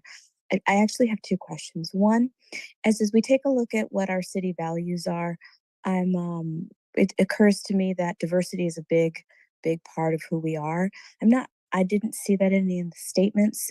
I'm just wondering if the lens that we have been committed to using of diversity, inclusion, and is anywhere in. I know it sounds like a kind of a term that is a little vague, but I'm just wondering if we're using any of the language that we've committed to using in terms of taking a look at who we are and how our cultural makeup and how we present ourselves is mentioned in this plan. And then my second question is, my side of town, you mentioned the beach, I guess this is a new term, the beach road entryway or something like about that. I'm kind of curious, right now it is commercial, whether we're looking at changing the zoning for multi-use, or as there's been a push for more housing, even though we've been meeting our numbers. I was kind of curious about that element of the plan that you brushed over. And then the last one was the airport. We know that we're restrained by Sangilia, but was there any mention in that land use to extend the runway or economic opportunity out there in that area? So those are my questions. Thank you. Thank you very much for those questions, Christina. And we miss you. Your chair is empty up here. Okay. Any other, Denise, Jenny, Julius, Mike, if you'd like to speak, please raise your hand. Okay. We'll go ahead and close public comment. And Brian, why don't we go to you first?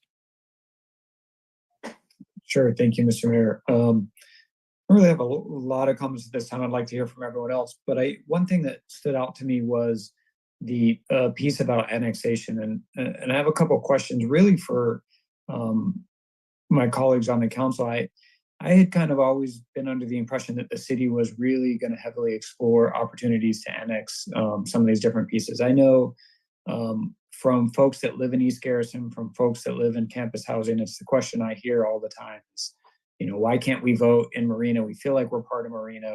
We want to be annexed into Marina. And so, I would just kind of like to further that discussion a little bit, understand what our options really are, understand how this process aligns with LAFCO's mission. If we were to request it, I don't even know how the process works, but I think we request annexation and LAFCO maybe kind of votes to approve that, how likely that would be. Maybe someone could just add a little bit more color to that. And I think that's kind of it for me. Thank you, Mr. Mayor. Thank you very much, Brian, and best wishes with everything, you and your family. Okay. You want to answer Brian's questions and address them? Sure. Yeah, I mean, so I think Councilmember McCarthy brings up a good point with annexation. This is the time to talk about annexation. What I can bring the slide back up if you would like, and maybe the council can have a further discussion around it. The reasons that when we looked at each of those areas, again, the north side is outside of the urban growth boundary, which makes it, you'd have to redo a ballot initiative in order to go and annex that area. One area really can't be built on with urban uses. Another one, again, I understand the sentiment that people feel like they're part of the city. It's a very common thing for county areas, county islands are surrounded by a city or immediately adjacent. So it's something very common that we hear. It doesn't necessarily mean that they should be annexed into the city, because there's lots of considerations that go into it, particularly financial considerations for the city. And especially when you're looking at, again, I will state my opinion, but I think it's certainly obviously up to the council, which is if you have an entire area where you essentially have no land use control over that area, it sort of begs the question about why you would annex. which is why for the East Schoonover, why we recommended not, that there wouldn't be annexation. Now, of course, the city can do that. The city can annex, and there could be reasons for that. And then with East Garrison, that's I think a deeper, longer conversation because there are financial implications of annexation. And then there is also the contiguous nature. It is not contiguous with the city limits, which does make it challenging. It's not impossible. You know, we've seen times where the city annexes sort of the roadway going to an area.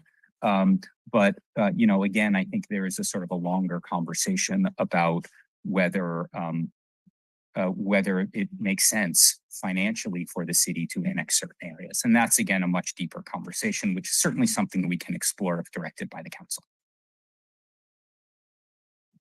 And I think mostly what you just commented referred to East Garrison, I think. But anyway, can you speak to CSUMB East Campus? You mean the, let me. Area B. Area B. Yeah, that's the area that I believe in, and you know, staff, Pluto and Allison, please correct me if I'm wrong here, but I believe that almost entire area is owned by CSUMB. And therefore, you know, it is there, the city, because it is owned by the state, the city actually doesn't necessarily have the land use control over that. I think there's tax implications. Lane, I don't know if you have more information on this to weigh in, but I think that's really the consideration for that area. Thank you, Matt. Lane? Sure. This is actually one of the projects on the council's list of projects, and Matt has had a recently preliminary meeting with CSUMB. They have an interest on their part in looking at annexation.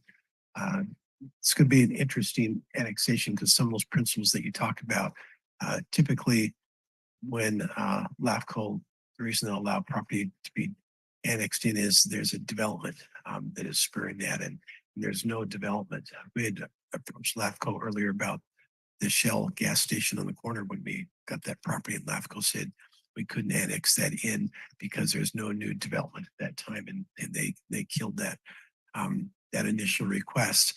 CSUMB wants to retain complete control of the property. We get no property tax out of it because it's a public university. They want to control the police services. They'll control all the roads. It's part of the fire district, and the fire district can guarantee will oppose any annexation of it. And so there's a lot of complicating factors to move forward on it, but it is on the council work program, and we've had preliminary discussions again to kick it off.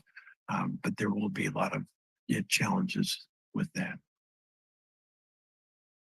Okay. So East Garrison is out of our zone, a sphere of influence, and out of our city limits. So, and because of the UGB, it would require a ballot initiative, but I think we would do a ballot initiative regardless. So when we, as a city, wanted to annex everything north of the city limits, almost to the landfill, about 1,500 acres, that was in the sphere of influence, but out of the city limits. And so we would have had to do a ballot. We would have done a ballot initiative, whether it was necessary or not. So I don't know that this is that different, whether you're talking CSUMB or East Garrison. If there was a will to include them in our city limits, then it seems like there would be a process to try to do that. And if LAFCO said no, we wouldn't be able to. And you asked, kind of hypothetically, why would we want to do that? Let's talk about East Garrison.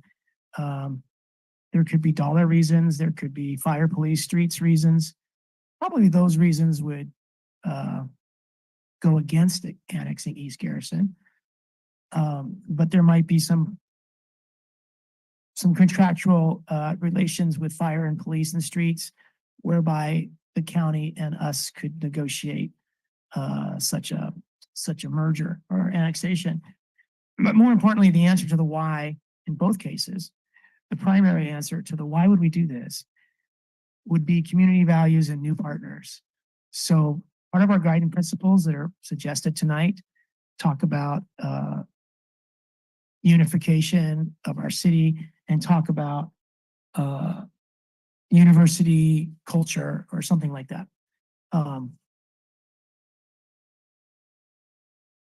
Was it in our vision statement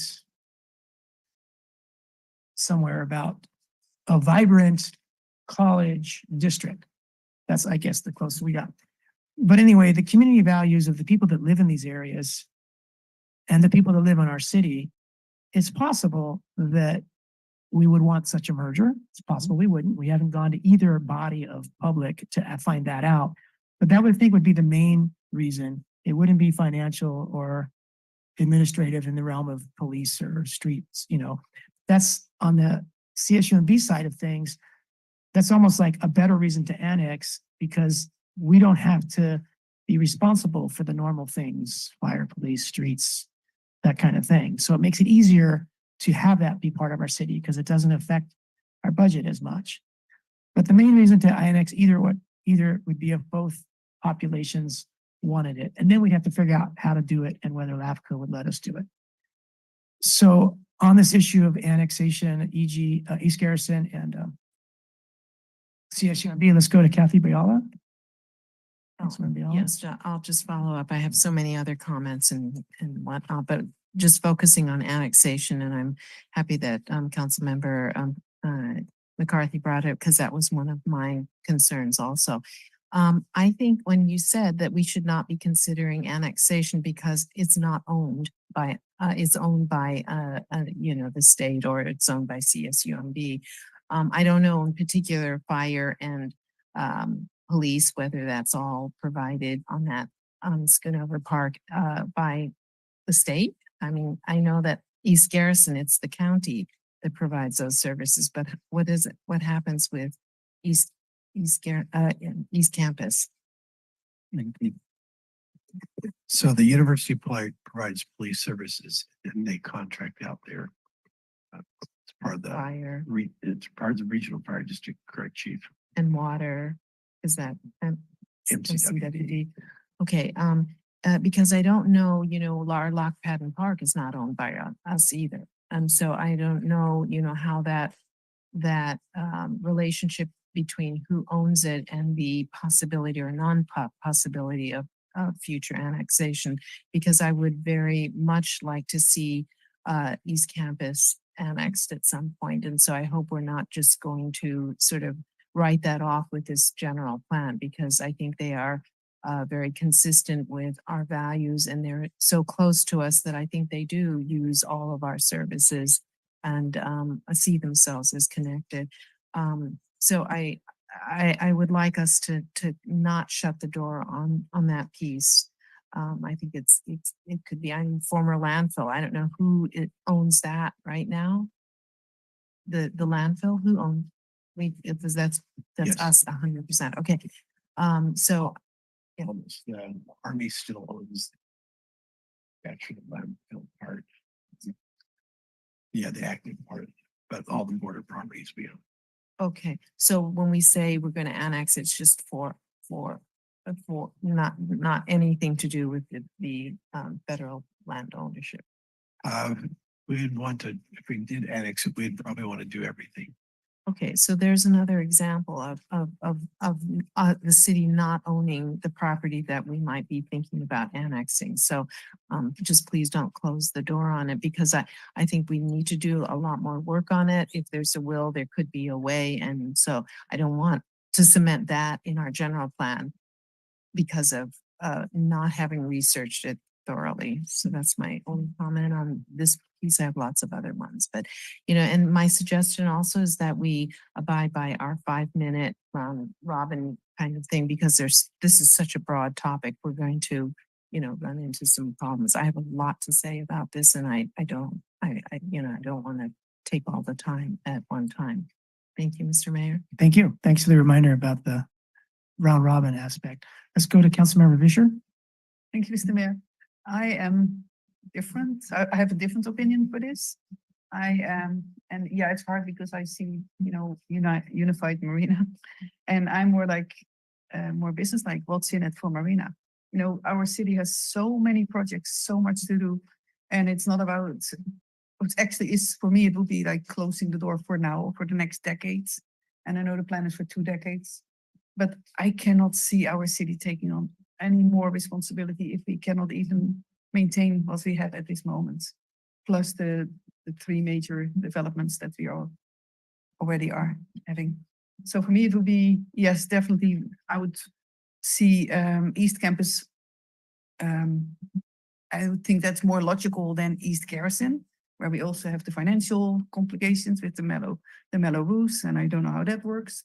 But our city, we need to concentrate on what we have. That's what I would say. Let's get that in order. And then hopefully in the future, we can look at this. Okay. Thank you, Mr. Mayor. Councilmember Fisher. Mr. Mayor, sorry. I just, it sounds like, I apologize. I know you haven't had your 5 minutes here, but it sounds like that annexation is something that maybe warrants some more work by staff and the consultant team to come back and give you some of the pros and cons, so there can be a little bit more of an in-depth discussion.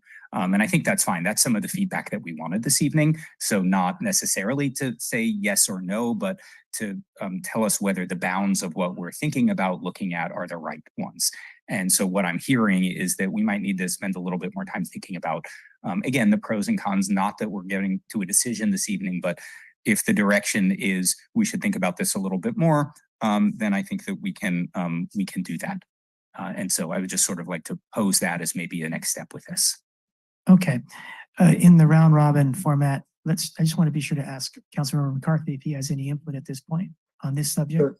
Yeah, Mr. Mayor, real briefly, and I appreciate Mr. Ramey's comments. I do agree with Councilmember Vischer. We have to consider what's in it for us, and for lack of a better word, and do what's best for our existing residents. But what I would say is that in that coming back to us, maybe there still are some opportunities, and maybe it's a little bit far-fetched, but maybe the university might be interested in selling us some of that land. I mean, if their constituents that they report to are saying, hey, we want to be able to vote in City of Marina elections, for example. I mean, they have constituents to listen to also. And so I would just really encourage staff to pursue every possible alternative, and maybe it's not possible in the next 10 years, but really encourage both CSUMB and the City of Marina to listen to the people who live in those areas and see what kind of compromises might potentially be able to be made. And thank you, Mr. Mayor. Thank you, Brian. So I did have my 5 minutes earlier, so this is my second round here. I've always been really excited about the potential of East Campus annexation, knowing that it's never going to be a priority high up on the list. And only if the East Garrison folks really want it to be annexed would I think it warrant further discussion.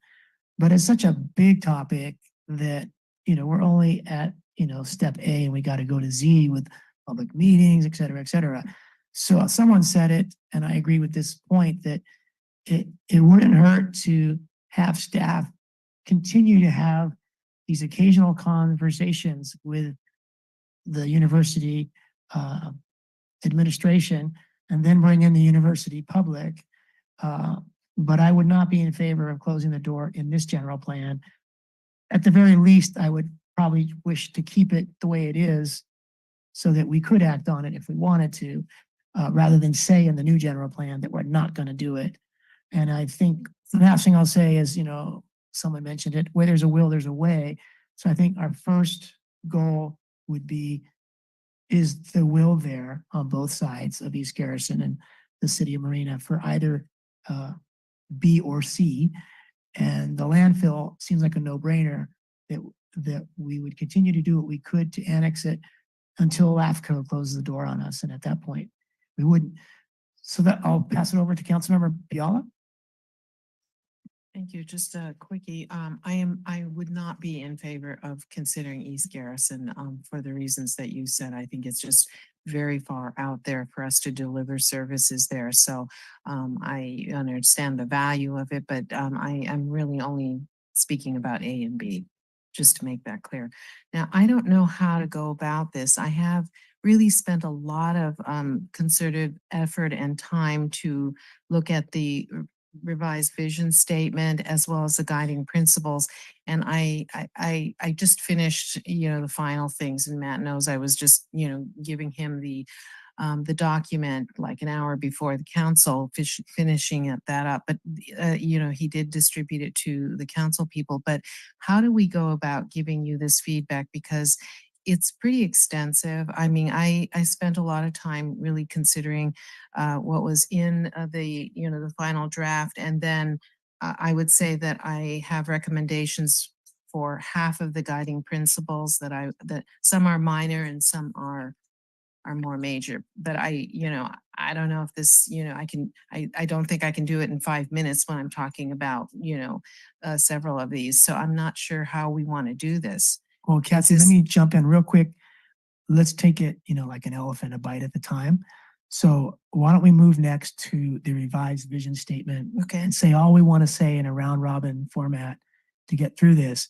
But we could vote to diverge from our norm if the four of us want to give each other more than 5 minutes. If you have a presentation not a presentation, but extensive comments that you don't want to be cut in half or thirds on this vision statement. Do you think you'll be more than 5 minutes on the vision statement? Do you wish not to have the round robin restriction? No, I think the round robin is a good idea. I can just use my 5 minutes. And this is the other thing, is that it's so hard when we get involved, we lose track of time. And I would like to have, other than us trying to monitor each other on the time, I don't know if it's appropriate for Anita to just give us the heads up when we're approaching 5 minutes. Otherwise, I forget, Okay. and to time other people as well. So Anita, can you without- give a 30-second Yeah. warning to But us? without it being on the screen, because that's so distractive. Right. Distracting. Can you give a thumbs up, 30-second warning to us? Yep. Councilmember Biella, I'm sorry to interject with this, because we've done this a lot in the Yeah. past in lots of jurisdictions. I have read through what you did, and thank you for all of the work that you put in. I did have time before the meeting. Great. The advice that I would give is, it seems that your comments generally fall into two very broad categories. One is there's some sort of minor tweaking and wordsmithing to get it to more what you want it to sound like, again, which is great. And I think there were a few others which were kind of bigger picture question, like, is this really what we want? And I would encourage the focusing on that second part, that big picture. I think a lot of the sort of the more minor tweaks that you put in there probably make it sound better. And I think maybe there's some feedback, if the council has reviewed it, that they seem, to me, they seem like they're in the spirit of it, just make it sound better. Mhm. So I would encourage you to kind of do the bigger picture, like, this didn't sit right with me. Because really, ultimately, at this point, that's the thing that is the most important for us. Sure. Okay. Sure. Yeah. Well, some of the even minor tweaks, they were behind it some really sort of important issues. So, but yeah, so we'll just do that. And I can certainly, if there's a typo or something, I certainly can omit that. That certainly is not worth our time to consider. So yes, should we just go like with the vision state, the first one, and then we'll do our round robin until we're finished then? Yeah. And then Stay on the vision statement and then until we'll we go into finish the it. different Yeah. guiding principles. Okay, so the first thing, so let me just make the overall comment, and then I don't know, maybe I can just read the what's left. But I really didn't like how we start off with Marina will grow into a complete and self-sufficient city. I would like to start out with Marina embraces a bright future of a city and then go through it. But I don't understand what a complete city is.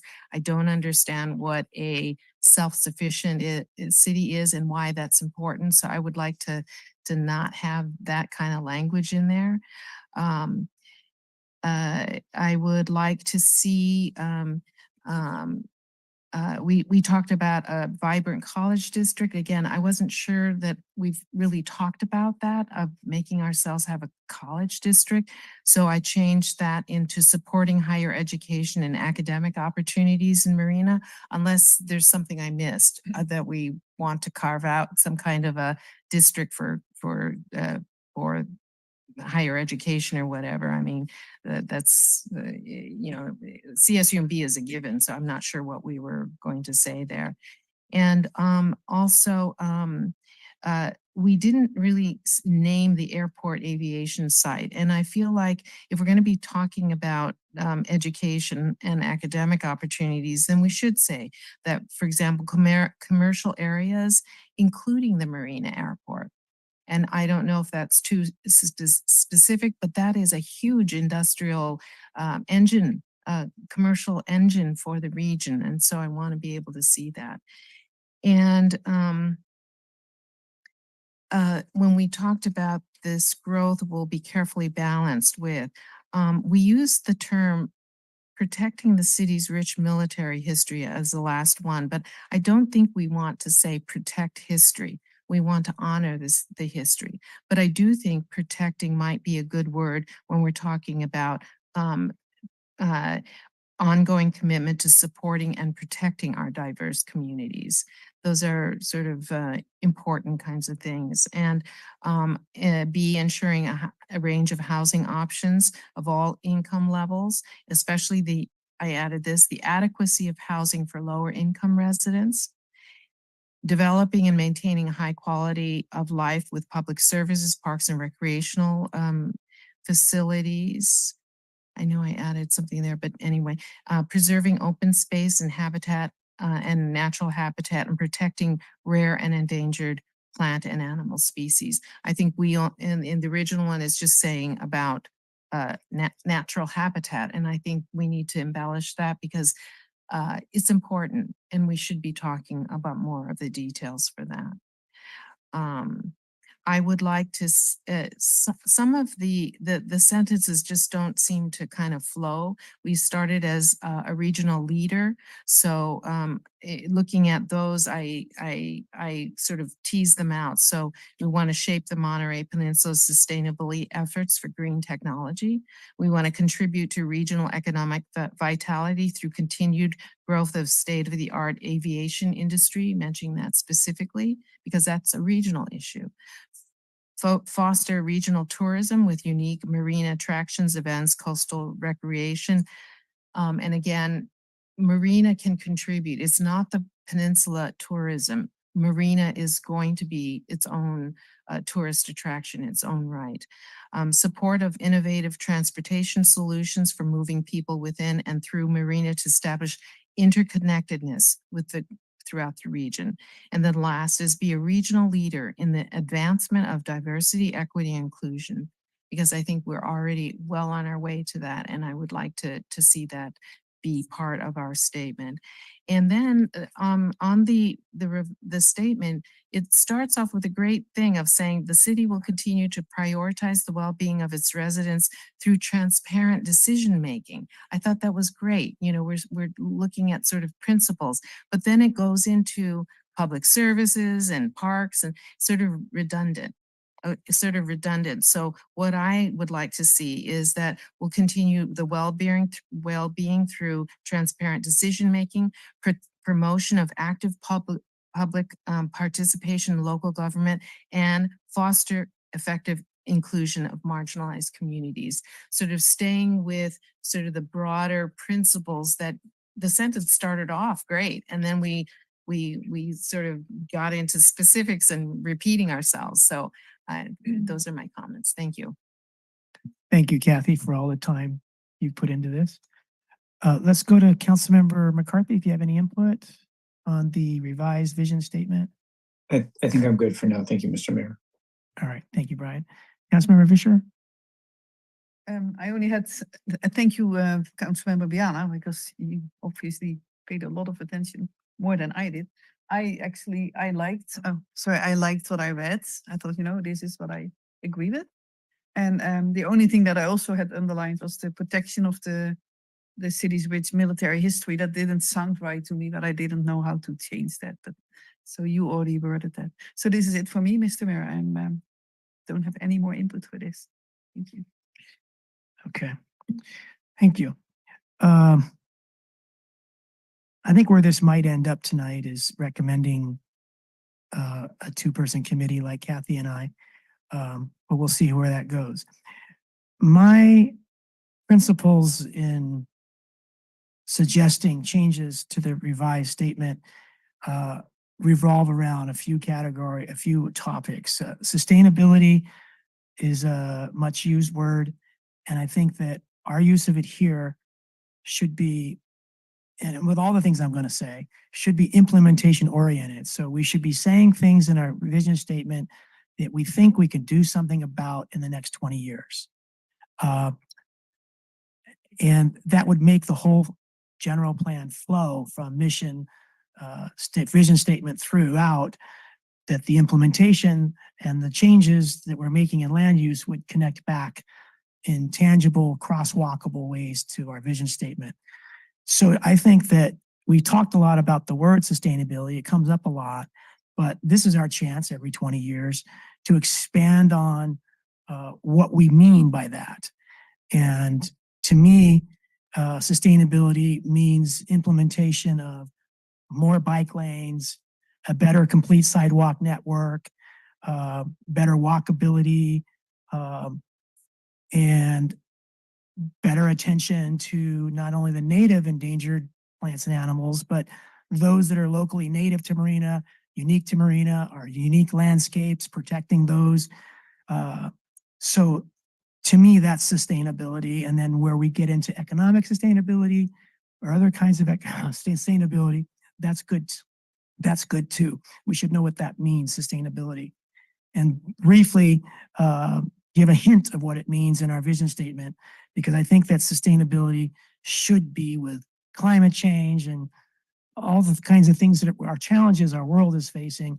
We should be clued into as a partner to trying to address those major issues. Diversity, I think tonight or soon, before this is finished, is a good opportunity to tackle this issue of race and culture, or race or culture, what we mean by diversity. Because I think if we just use the word diversity, it's not enough. With Black Lives matters, and different wars going on around the world, Marina is a shining example of a lot of races, a lot of cultures, and I'm not quite sure the difference between racial diversity and cultural diversity. I've had a long conversation with Kathy about this, Councilmember Biala, but whether we specifically go into mention race and cultural, or just leave it at diversity, which is a lot safer, but doesn't really get to the point, if our point is to honor and protect and make our city continue to be welcome to all the races and cultures that make it so special today. Pedestrians and bicycles, sidewalks, 4TAG, bike lanes that can connect to 4TAG. 4TAG is this external third-party idea being placed upon our community that we're welcoming and embracing. And that's just like a rim of a wheel. We have the opportunity to put spokes from our residential neighborhoods to reach out to that rim. And so that is part of sustainability. So am I close to 5 minutes? What? Okay, so let's go through this again, because I'd like to read how I would change this paragraph. We've seen and heard Kathy's, we've seen Kathy's. She didn't actually read the whole thing, but you're welcome to read the whole thing if you want. So that's it for me for now. Who would like to speak next? Councilmember Biala? Yeah, and I'm very interested in how you can conceive sustainability. And there was a whole lot of stuff in there, just as if it would be for us to refine and define diversity. So that I don't think we can grapple with that from the dais. It's a little that you can't really go back and forth to really get to some of these ideas, but they're going to be more complicated and they're complex ideas. So I think we should consider how we're going to do it in addition to on the dais, because I don't think we can accomplish that here in this format. But maybe we can go through the guiding principles now. That'd be okay. I wanted to Oh, yeah, read. go ahead. Okay, go ahead. Okay, so not having seen Kathy's, Councilmember Bialas, I came up with these. So I'll just go slow, and those who can read along can kind of see how I'm changing what we were provided tonight in Exhibit A. Marina will Marina will grow carefully with inviting and safe neighborhoods, an active downtown, thriving commercial areas, vibrant college partnerships, thinking MPC, whatever higher education we've got with us, and a strong local economy. This growth will be balanced. I'm dropping some words to make it more brief. This growth will be balanced with commitment to diversity of race and cultures, affordable housing, high quality of life, preservation of Marina's native biodiversity and natural areas, and appreciation of the city's rich military history. As a regional leader, Marina will help shape Monterey Peninsula's sustainability efforts, innovative transportation solutions, and economic development prospects. The city will prioritize the well-being of its residents through transparent decision-making and by providing high-quality public services, an interconnected network of parks and open spaces, safe transportation for pedestrians, bicycles, and automobiles, and a range of housing options for all income levels. So I think there might be fewer words in my version, or very similar number of words. So I just wanted to read that. Okay, any more comment on our revised vision statement? Did you want to go? Just one small thing. If you spell out, safe transportation networks, and if you don't spell out pedestrians, bicycles, and automobiles, that always has the risk of excluding, like we can have scooters, we can have people in wheelchairs. So I think it's better to just say for all, or just leave it out. Well, we could So say you said- self-transportation, safe transportation for multimodal, or, safe multimodal transportation. But anyway, yeah, that's great. So we need to work on that. Yes, thank you. The reason I said bikes and peds is because if we're going to focus on those, we should say it in here. If we're not going to focus on those, we don't need to get into detail. Well, But I don't think we're going to do, anyway, sorry. But we have it in the guiding principles, that's where we can do that. I think here we could just leave it out, I would say. Okay, good comment. Thank you. Okay, let's go back to Councilmember Biala. Yeah, what you read was sort of a encapsulation of my longer version, so I appreciate it. The only thing that I think that was left out was this last paragraph where I continued from the original one that was presented to us, but the city will continue to prioritize the well-being of its residents through transparent decision-making, promotion of active participation in local government, and foster effective inclusion of marginalized communities. It's a principle and so if we say this, then I think it's important stuff. No, yeah, I love that sentence you just told us, and I had kept the sentence the same as what we were presented, but including yours, blending the two of ours, making sure the rest of the council likes it. I think on this vision statement, where we should probably go is set up a two-person subcommittee, probably you and I, unless, anyway, and put these all together, bring them back to council, have the original Appendix A on one hand and ours on the other hand. Then at least we'd have two council members that are happy with a revised. Right. Does that So, process seem okay? Effective, Sure. efficient? Yeah, this is, it's really important that the vision and the guiding principles are what you want them to be. And if that's the process that you want to do, that is absolutely fine. These changes, just to be clear, the editing revision that you will do on the vision and guiding principles is not necessarily going to slow down the rest of the process. And so I want to be clear on that. it is getting direction on these areas of discussion is actually critical for that. Just to kind of say that, if you need more time to look at the vision and guiding principles and spend some time and work together on them, if that's the decision that works with the process. Okay, I'd like to hear from Brian to see if he's okay with Kathy and I being on a subcommittee. And I'd like to hear from any council members who want to comment on whether we want to potentially stir up a hornet's nest by talking about race and culture versus the risk of kind of pasting over, I'm not sure the right word, but kind of not going there and then not being very specific about what we mean by diversity. Yeah, thank you, Mr. Mayor. First, thank you to both you and Councilmember Biala for the comments and the passion regarding the vision statement. I guess the only thing I would add is there a way that with that subcommittee we can tie it in and honor the work that Ramey and Associates is doing and the GPAC, and so that everybody is kind of aligned. I mean, I know one thing that we tend to do a lot is kind of make some changes at the last minute on the dais, and we don't always have the opportunity even to go back and honor kind of work that's been done before us. And so I think in this case, there might be a chance to do that. And if there is, I'd like to take advantage of that. So maybe there's a way the subcommittee can work. I don't know if we can change the rules of the GPAC and allow the subcommittee to be a part of that now, or if through Ramey and Associates, we can kind of tie those two bodies of knowledge together.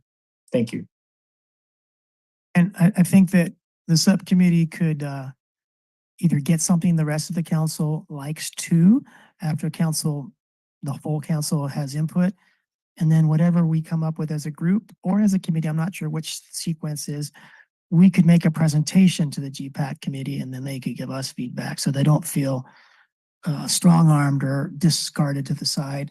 But I think both Kathy's and my versions uses the GPACs as the body, and we kind of add different kinds of flesh on it. But our two versions are not wholly different; they're just partially different. But I think your idea is a great idea, and I think staff can help us interact, collaborate one more time with the GPACs.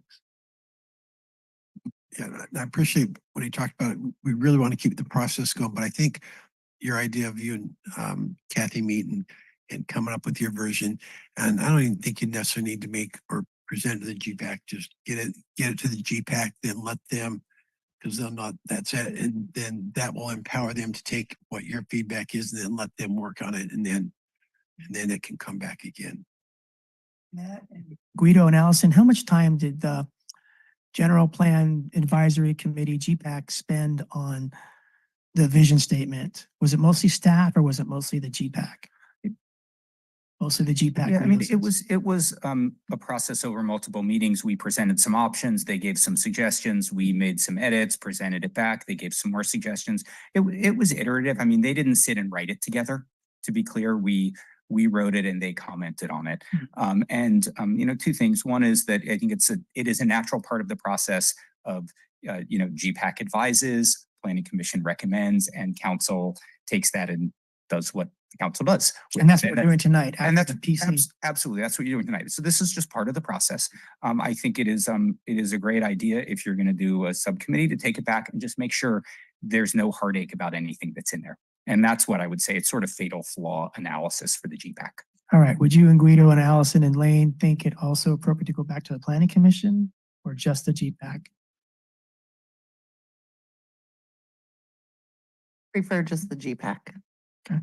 And then my last question on process, was the GPAC especially passionate about anything more than anything else, like guiding principles or land use changes, or were they kind of equal across the board in their interest? It depends on, it's a hard answer, a hard question. It depends on the person. Some people were more passionate about a particular topic that came through in the vision and the guiding principles. Others were more passionate about a certain an area to discuss for land use. So I guess I wouldn't take that as I think it's very broad, and it was very blended from all of the members, and they were very collaborative. Again, as I said before, they were all open to lots of ideas. It was great. Okay, Thank you. Councilmember Biala? Thank you, Mr. Mayor. So I just wanted to say, I do want to discuss, some of the issues of ethnicity and race. And I just have to say, a little while ago, an hour ago, I get this message from the California Water Board's Racial Equity Action Plan 2023 annual update now available and stuff. So, here they're combining equity with the racial aspects. So I think it's worth our while to say, what is it that we mean about all these things? And, and it spans all kinds of things. We talk about healthcare in the principles and stuff. And quite frankly, there are, since I'm a medical person too, there are medical conditions that have to do with races. Some races experience certain conditions over the other folks and based on race. So, it's not a bad term. It's the reality of how we apply all the principles here. So I just want to say that, we'll talk more about it because I think it's important. It's an important topic. And the biggest things I think that we differ on ours is that I had a little bit more detail, but we can flesh these out in the guidelines. So the support for Marina Airport, the including micro business development, the adequacy of housing for lower income residents. Is this what Marina sort of subscribes to in terms of how we think about ourselves? That's my opinion, but maybe it's not for everyone else too. So I'd like to be able to discuss that. But if we could switch over to the guiding principles. Yeah, so there's two ways we could do it. We could make a motion and agree to Kathy and I be on a subcommittee to progress on revised vision, or we could build that into the final motion of the night, or maybe we don't need a motion if we have apparent consensus.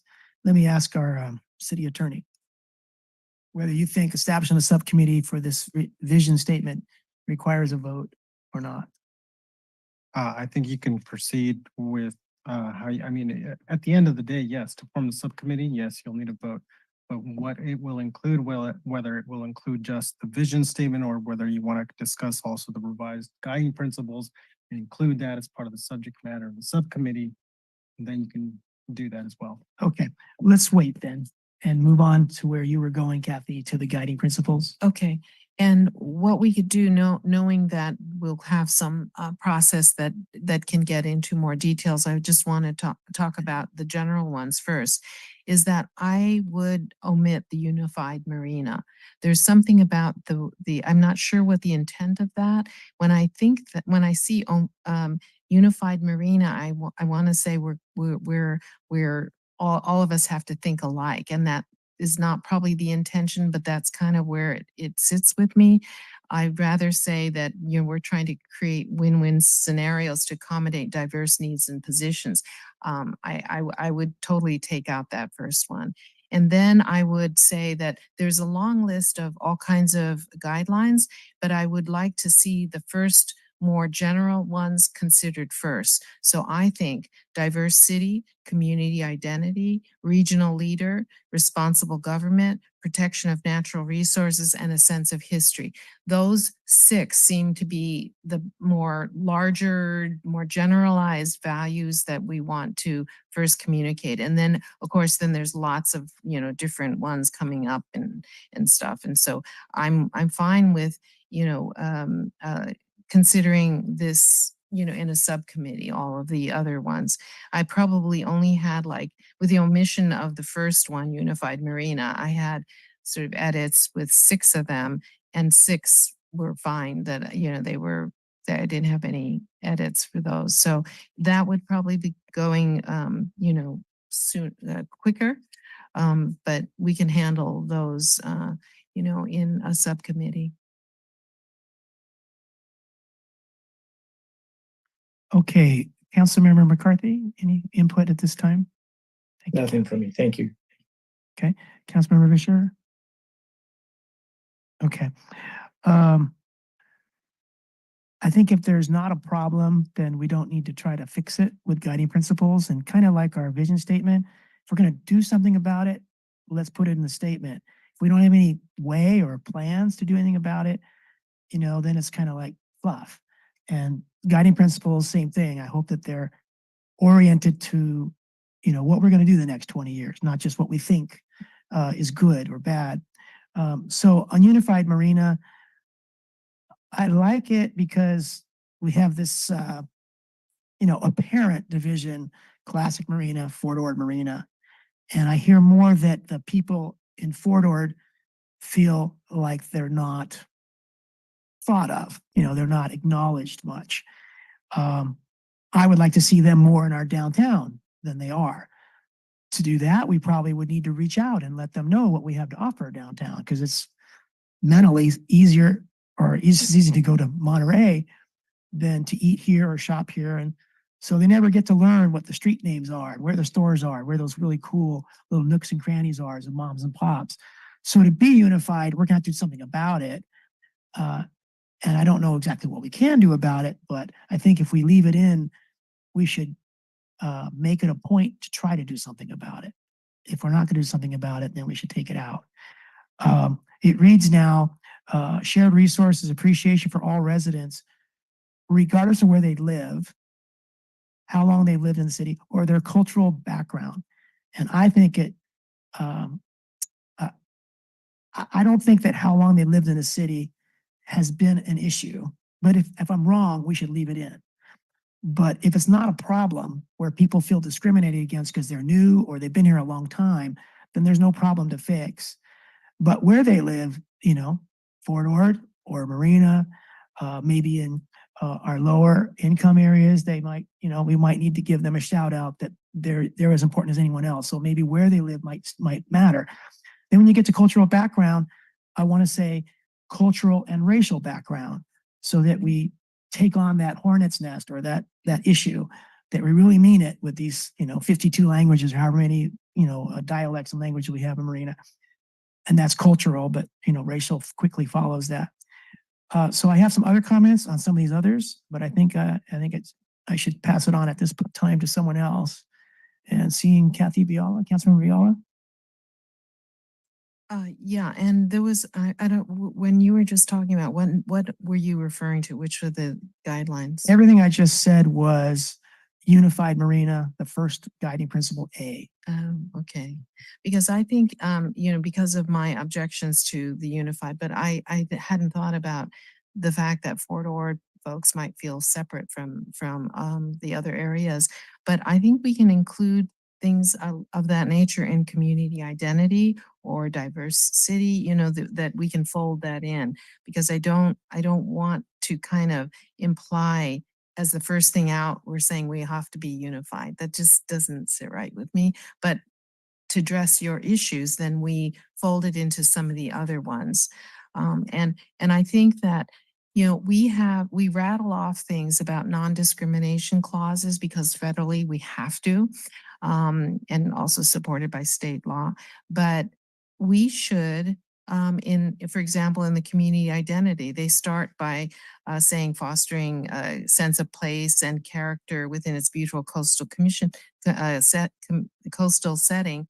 And then I say with harmony among the many racial, religious, ethnic, gender identity, and disability groups. That's federal law and they even go into much more detail than that. Why don't we say that? Because it's federal law. And if that's something that resonates with our population, then we can add it. It's not just about ethnicity, it's about gender identity and disability as well. So there's some broader categories that we could expand to explain this. What is this diversity that we're so wanting to, protect and honor? And I think we can use our federal laws to do that. And which guiding principle were you thinking of? Community identity. Okay. And that's way down on a P. Right. Oh, yeah. Well, I reorganized it No, because that's remember I fine. was, there's like 5, like, why don't we address the larger ones first?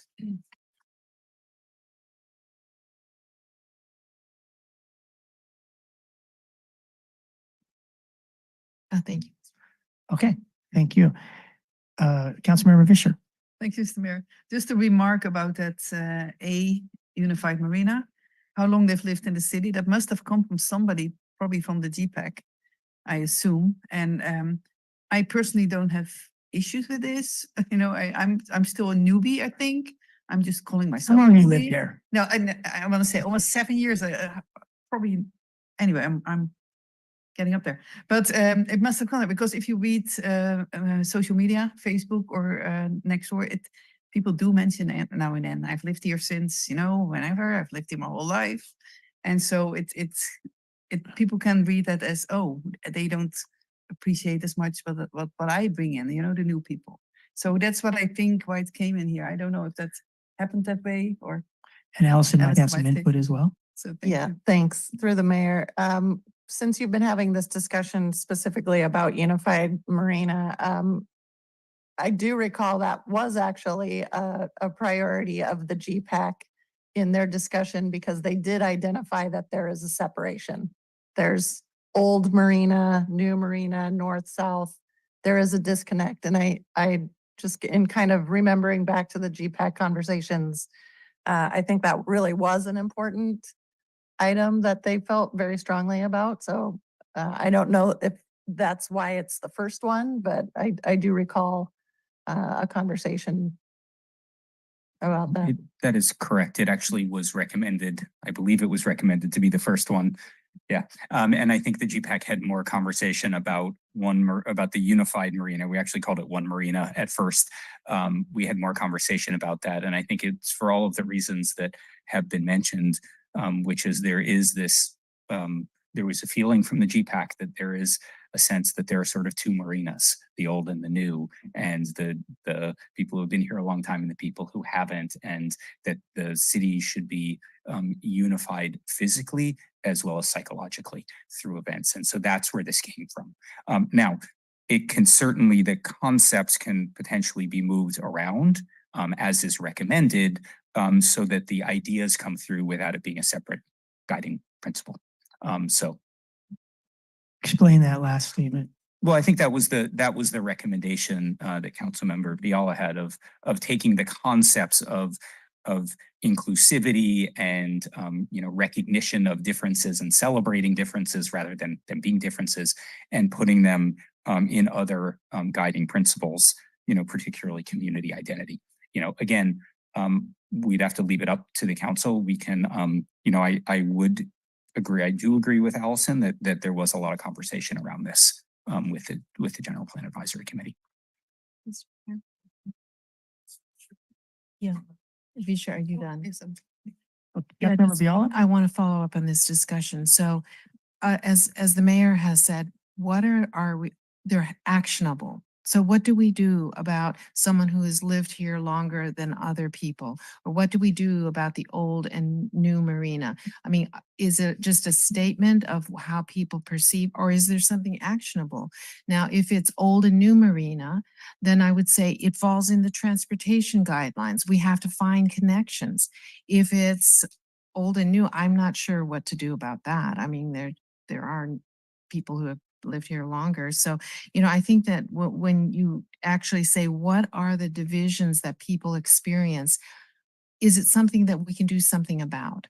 Or is it just the statement of, of people, how they feel about our identity? Or is there some other way that we can, make the connections? But I don't think just saying that we have these divisions as a guiding principle. It is the statement of where people think we are, feel we are, but physically maybe where they are, but it doesn't imply any actions that we can do. So that's why I think that if we take some of those divisions that people experience and fold them into some of these other ones, whether, it's whether responsible government, are we listening to everybody? And, I don't know how that, or the sense of history, maybe, the people who have lived here feel that we aren't honoring enough of the military history. Well, that's something we can do, but saying that, that we're going to unify a marina. I just don't, there's just something that isn't clear to me about what we're saying in that statement. And I think that we can make it more actionable. And by the way, in the sense of history, I said respect of the history of Marina and its residents, especially the military legacy of Fort Ord, the indigenous people who once called this place their home, and the significant ethnic populations that gave Marina its distinct historical status of diversity. I found an article that says Marina's claim to fame, and it was back in about 10 years ago. There was an article written that we were #1 in the whole state on mixed race. Is like, you know, and so it's like, wow, that's something they were saying we should be proud of. It's our fame, but we don't talk about it. We don't want to say that that's where we hang our hat, and that has to do with the military history too. So it's, you know, there's just some things that I think if people were experiencing those divisions, then there are ways that we can fold it into the other guiding principles. Thank you. Yeah, I agree that actionable principles are better than just statements.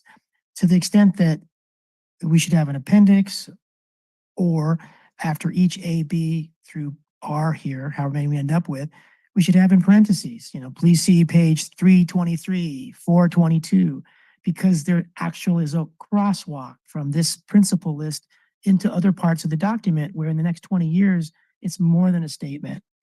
When you talk about unified Marina, if people in New South Fort Ord feel disconnected, can we do anything about it? Can we have city tours that bring them here? Can we have city celebrations that are there? Because all of our city celebrations are here in Classic Marina. So I think that that's probably one of the easier implementation opportunities we have. It's not very difficult. It's not very expensive to bring people together rather than building, you know, a $5 million, you know, capital project. So I really like what Councilmember Biala said about, you know, actionable, et cetera.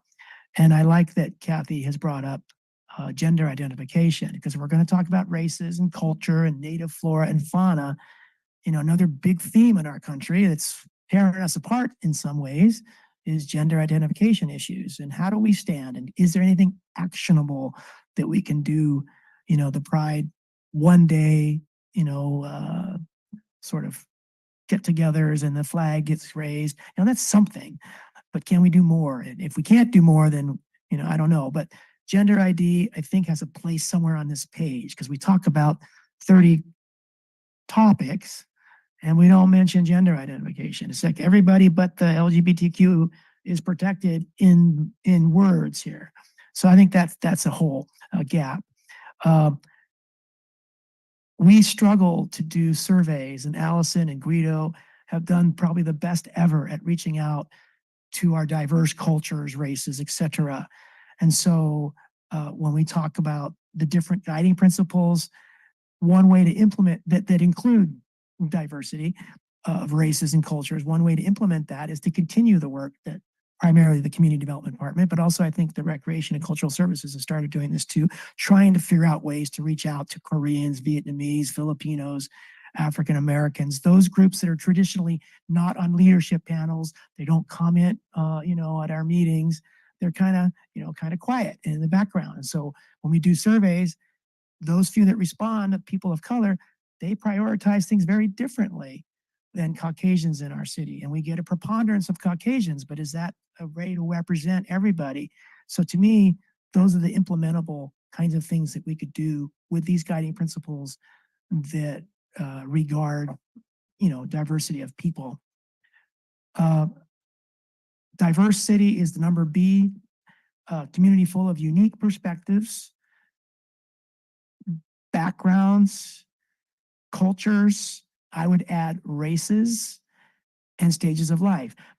That's the end of that one. If the council wanted to go there and you know, keep bringing up race as something we want to protect as far as our diversity. But again, I don't know there's much difference between culture and race. So if you have 20 cultures, how many races are in those 20 cultures? Maybe it's close to 20. I don't really know. So I don't know if we have to go to race if we say cultures.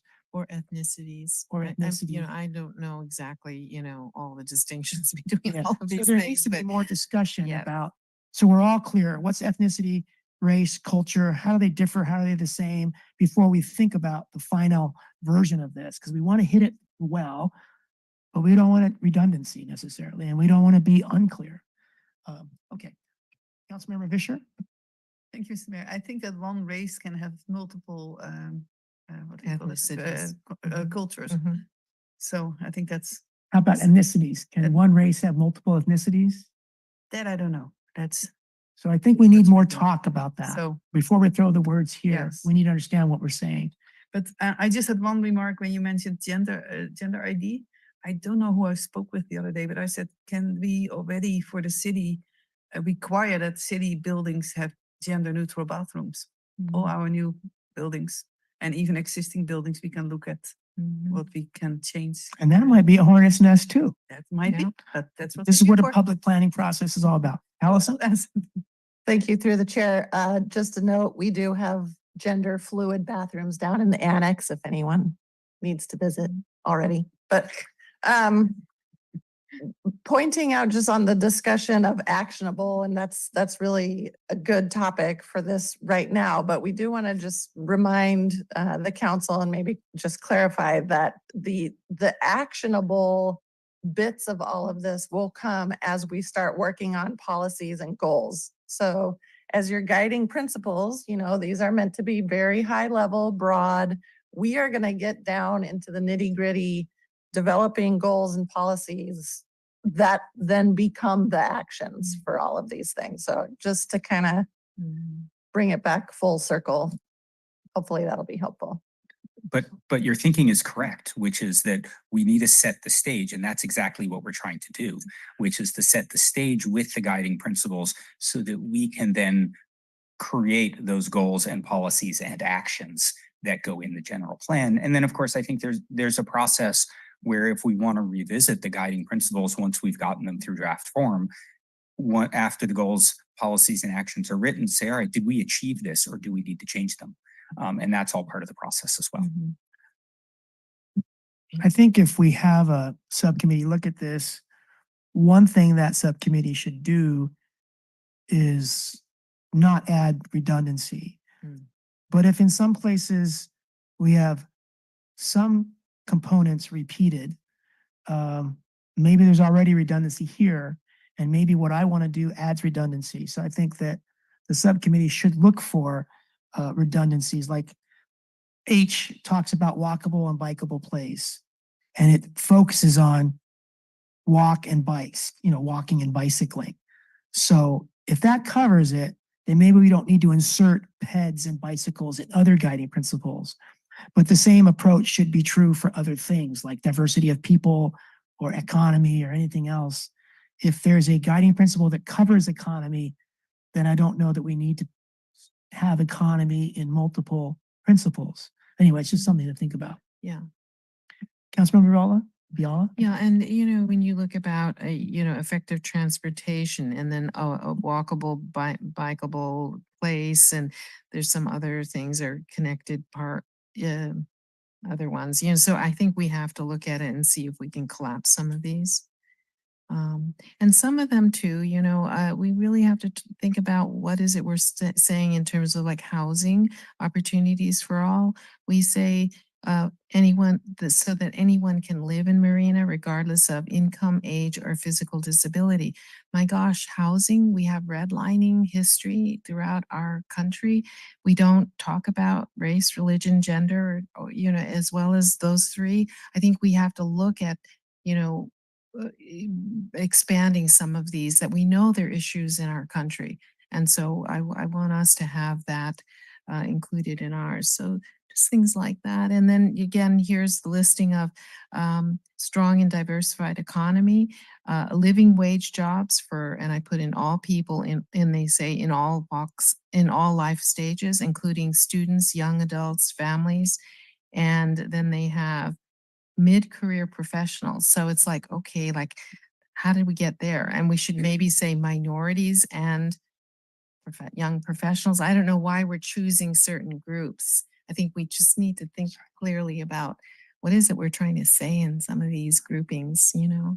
And I want to say that, you know, I do want to include religion if we're looking at, you know, some of the places where we're trying to expand our idea of diversity, because there's could be anti-Semitism, it could be anti-Mormon, it could be whatever, you know, but I think we need to, you know, to anticipate broader categories like that when especially we know that it's happening in our nation. I think that's it. Okay, so on religion, I think, is there a problem? Have we had complaints about religious prejudices in our, you know, not nationwide or internationally, but in Marina? I love the idea of including religion when it comes to diversity. But I also kind of think, is it needed? And if it's needed, put it in. If it's not needed, do we need to put it in? But it's just a thought. Regen Monterey, they, there's two different studies that they use to determine living wage. And one study says $28 an hour. The other one says $35 an hour. There's a lot of people that work out at the landfill, Regen Monterey, that do not make 28 or $35 an hour.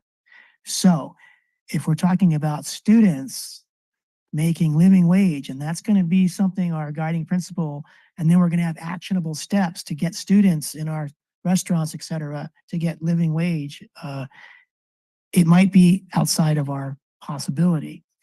And if it is, we shouldn't put it in here with students expecting that, you know, where's my living wage? It's one of your guiding principles. But if it's possible, then leave it in. But I think young adults, families, mid-career professionals, sometimes they have trouble getting living wage. But, and then, what's that? And that should be other folks that have problems. Right. Yeah. So that's a question, you know, adding minorities here, but then who else do you add? And how many times do we mention minorities or something to that effect? It's just a good question. I don't know the answer. If you go to N, guiding principle, effective transportation networks, it talks only about transit and and a roadway network, as if bikes, pedestrians, scooters are not part of a transportation network, as if Fortag is not part of our transportation network. Well, of course it is. So, you know, why do we synonymize like a synonym? Like, why is it synonymous that transportation means transit roadway network? Maybe it means something different, but maybe we need to say effective road network. Maybe that's one guiding principle. And a multimodal or pedestrian bikes, those are already covered in some of these other principles. But I don't want us to think of transportation as cost-effective transit and a roadway network, because it seems like it's leaving it out. I'm getting kind of picky, but this is our chance to say it correctly, accurately, and let the public know what we're messaging, what we're trying to talk about. Okay. Anyone else? We'll go to Councilmember Vischer. Thank you, Mr. Mayor. About the transportation networks, and I understood that this was about public transit. And I had to look up the transportation and transit meaning, because and usually transit is used for public transit, and transportation is the movement or the act. So I assume that this was about the public transit, but. That's great. Yeah. So if it is about mass transit, it should be effective mass transit network or something like that, supported by good roadways and frequent service, you know, so it's clear. Add the public in public transit, yeah, because it only says transit, just to make it clear. Right. So if you add public transit in the body of that, you know, effective public transit in the body of N, why wouldn't you put it in the title? Yes. Yes. Yeah, that's all. That's what yes. I mean. Yeah. And these are I know little this tweaks. is, These are little these tweaks, right? but I am totally in favor of letting you form a subcommittee and work on that together. Okay. And that would tie into the vision statement. So we don't have to keep yes. motioning on different pieces. And I don't know how Councilmember McCarthy is thinking about it. Let's go to Councilmember McCarthy and then Councilmember Biala. Any input, Brian? Thank you, Mayor. Nothing really additional. Okay, thank you. Councilmember Biala? Yeah, I think that, you know, putting in more description, because like resilient city, I wasn't quite sure what they meant. But then I understand it after reading and saying, why don't we say resilient city for natural disasters, you know? So then we're not trying to have thing with the resources. There was natural resources. It wasn't, I was thinking, what resources, you know, in the J. So just some of those. But I want to say that this has been so good for us because if we had to come up with, you know, the document, it's so much harder. It's so much easier for us to look at what they've done and then, you know, add our edits and stuff. If we didn't have that, we could go for hours, even, you know, Bruce and I making guiding principles. So this has been a real help for us. It's always better to edit something that's already presented rather than doing it from scratch. So I truly appreciate having this kind of thing to, you know, to look at and give our input based on this. Thank you. Mr. Mayor, could I actually, I would just recommend a couple of things. So one is, it sounds like, and I believe that if you're going to look at the vision, you should look at the guiding principles together in a subcommittee. They really have to go hand in hand. You know, two is, I think you're right, we need to think about what's actionable, but we don't necessarily need to come up with the answer right now. You know, three, I think there's a bit of a challenge that you all will have, and I'm just gonna kind of put this out there of, you know, at some point, the vision and the guiding principles can start being the entire plan itself. And so, you know, I think you're going to need to think about, you know, where do we go too far? And then what actually is something like, oh, we actually need to potentially have a whole separate conversation about race, ethnicity in the city and the city's position on this that may not be part of the vision and the guiding principles, right? And so, and maybe it just, we come back and there's a parallel process that gets folded in. So I just wanted to encourage that, you know, that trying to answer every question with this may be a lot to handle, and that actually clarifying, I think the comments are great about clarifying what does this actually mean and thinking through how do we actually implement this.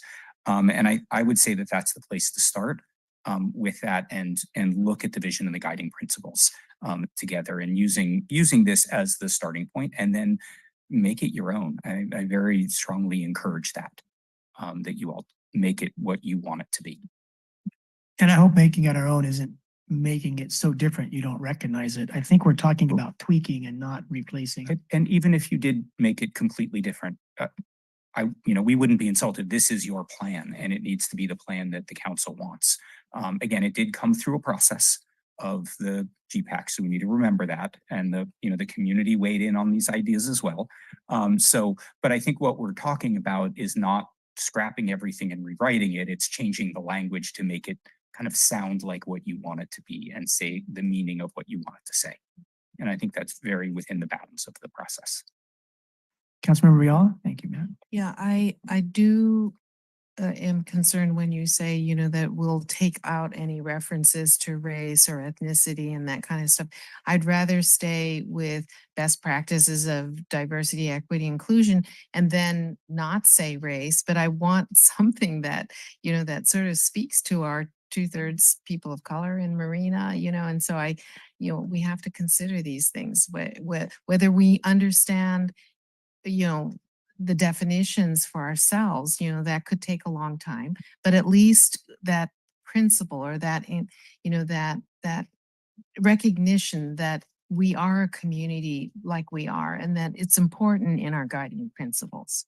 And I apologize. I didn't mean for it to come across that you should take it out. It's been talked about a lot with the GPAC and a lot in the public. So I believe it absolutely should be in there. I think that the sort of the definitions of what it means, you could have a whole separate process of, you know, an equity framework for the city, a race and equity framework for the city that could take months and months and months of time to just talk about that. So that's what I was saying, like that in and of itself, if you're trying to define that through this process could take a really long time. And so maybe that's separate of something that the city thinks about, not that you take it out of here. Mm. So I didn't mean to Yeah, misspeak okay. with that. That we, in some general way, we cover that Absolutely. background, but not Yes. get into the nitty gritty. That's what I meant. Thank you. Okay, great. I want to ask you also, I know that we put in a whole lot of effort to make the composition of the GPAC. And can you speak to like the attrition of that committee? Because, you know, I know that when I start off with a certain group and then over time, I could be down to half that number or, you know, so I just need to feel like this very important task is being, you know, this is being, you know, evaluated and assessed by the original kind of flavor that we wanted, that people were representative of our community. Speak to that. We had one member who never showed up, so he was just gone. And then we did lose our high school member because she became too busy. So we lost her, but we have replaced her with a new high school member who hasn't had their first meeting yet because we've had a gap in meetings, but we're looking forward to him joining the GPAC. But other than that, it's the original crew. Nobody else has. Right. come or How gone. many did we start off with? 9, 9. and we have 8. We I have believe. 8. Yeah. And pretty much attendance is regular. Mhm. That's fantastic because Yeah. this is a high demand community for you to manage. Yeah. So great. Thank you for that. Also, I just want to point out that the council was very deliberative in the body, and so you see that in the GPAC. We have small business owners, we have people who've been in Marina for 30, 40 years. We have people who've been here 4 or 5 years. We have a student. We have people of multi-generational, multi-ethnic. And so you see that. And so the GPAC itself actually is able to get through quite a bit of material if you're able to attend the meeting. And there's healthy debate and discussion that is a good cross-section of Marina. So Matt has done a great job of shepherding that group along with Allison, but they get through a lot of good material. So, yeah. Well, just an aside, you're not particularly wanting the council people to show up No, at the GPAC meetings. No, Yes. no. Okay, got it. So, yeah, okay. But more, the queen, general. Yeah, and just one more thing on the DEI item. We will be having a focused EJ workshop coming in the near term, next couple of months. So that's going to be another opportunity to delve really deeply into that topic. So Allison, do you plan or is it possible to have a general plan discuss, you know, like talk about the guiding principles and vision statement and ask people in that workshop if they would prefer that we add some specifics about race and culture, or if they prefer that that's too dicey and they want to talk about diversity instead. You know, is there a potential for including that topic in the workshop? I think that would be difficult. There's going to be a lot of material just specifically on EJ to cover. So we'd prefer to have this kind of sussed out before we move on to that topic. I'm sorry, you'd prefer it to be sussed out before when? Before heading into the EJ. So you prefer the guiding principles and vision revision, and mission statement revision to be fleshed out into a more draft final than it is now. Correct. Prior to the workshop. Correct. Well, that gives us a deadline. What? We would like a sooner deadline than the EJ workshop, which has not been scheduled yet. Okay, so you don't have a date on the workshop. What date do you think is best for you? The sooner the better, because we do have a workshop scheduled for April 27th, where we are going to start rolling out land use alternatives The and GPAC workshop? no, it's a public workshop. So April 27th seems like a long time away. yeah, so much sooner than that. We would love your So give us an ideal deadline.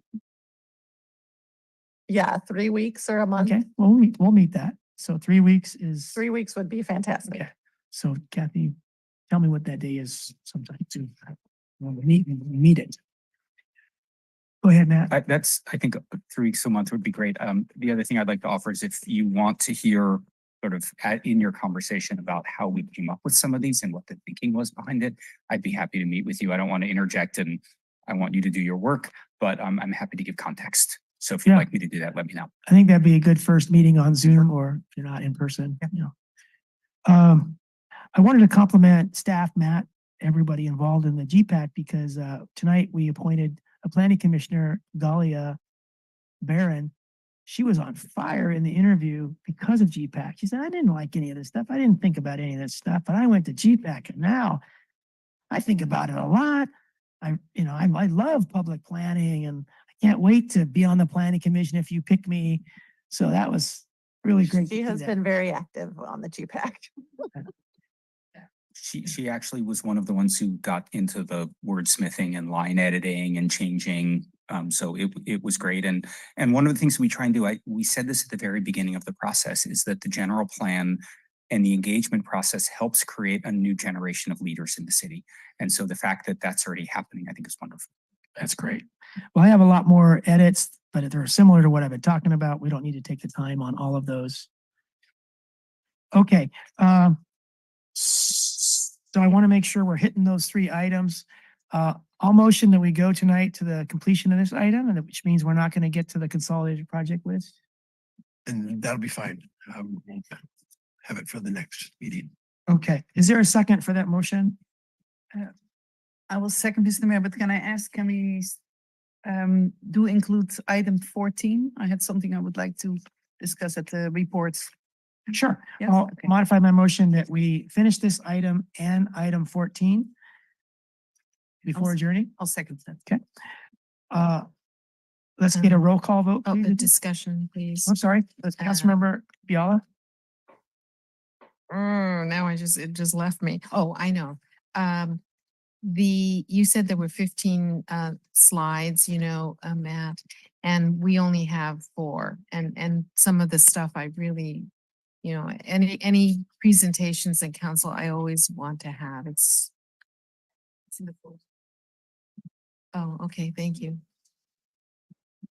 Yeah, on our printout on the dais, there's 2, 4.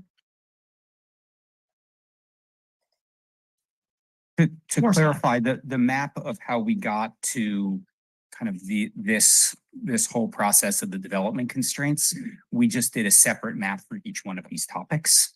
But in the interest of time, we just gave the consolidated map. The other map is actually on the project website, so you can look at the details and we can provide that to the council. I saw some information in your presentation slideshow that wasn't in our 4 slides. So I guess we're just asking, can we please have a copy of what you presented tonight? Yes. And quite frankly, when I was trying to read it, the maps that we didn't have, I mean, one, the list of participants was right on the map, so I couldn't see the whole map either. So, when we see it on this screen, there's a big block that is like, I want to move it away, but I can't. We can make I copies didn't know for the that, council. sorry. Yeah. Yeah. Great, thank We you. can make copies available. Thank you. Okay, so I think we've done number 2, vision statement guiding principles. And we had a motion, we haven't voted. Roll call, please, Anita. Councilmember McCarthy, Yes. Councilmember Biala, Yes. Mayor Pro Tem Fisher, Yes. Mayor Delgado. Yes. Let's backtrack a step. We had public comment. We had 3 questions I wrote down.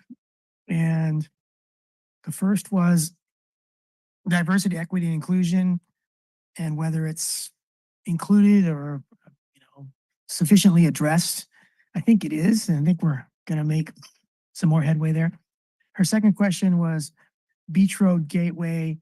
Are we considering zoning changes from commercial to multi-use or residential or something in that, are we considering zoning changes? The first step is looking at the identifying the areas of discussion. The second step is, once we have that brainstorming and coming up with a variety of different kind of optional land uses, then it's land use designations. And then after the we have the land use designation map, it's then zoning. So that's a long answer. The short answer is yes, it will be considered for those areas if it's something that comes up through the public process. And for that area, it already has. Okay, and the last question I wrote was, are we considering extending the runway, and have we sufficiently considered the airport's opportunity for economic, benefit to the city? She also mentioned Sangilia. I can't remember how. I can't answer number one. I think the other city staff may be able to, but yeah, we are looking at these sort of economic development opportunities around the airport. And I think that's one thing I really liked about, among others, the Kathy's revision, that it included some reference to the airport. Lane, do you have anything, knowledge of the airport extension? No, Runway? not on the extension, that's part of the airport master plan. So how will the potential extension of the runway, if at all, be included in the general plan? Yeah, let's look at that. Okay. So Allison, did you have input? Plan for the airport area. And I did also want to just go a little bit back to the beach road area. That is in the coastal zone. And we'll be looking at that generally as part of the general plan update, but we will be looking at it much more deeply as part of our comprehensive LCP, local coastal program update. Okay, so is the airport master plan sort of referenced or tiered into, explicitly tiered into the general plan? It's a standalone document, the master plan. So I think Christina was asking, will the general plan reference adequately the airport? Will it mention whether or not we want to extend the runway, those kinds of things? it won't get into the runway extension just because that's already covered in the airport master plan. But what the general plan will do is the land use. And so those land use areas around the airport are part for discussion, and they'll be really trying to get some direction on how we want to develop that land. Okay, so is it inappropriate in the general plan to have a paragraph or two about the airport, briefly summarizing where we're going with it, what's already planned? Salient components like extending the runway is pretty big deal. So is that inappropriate to include in the general plan?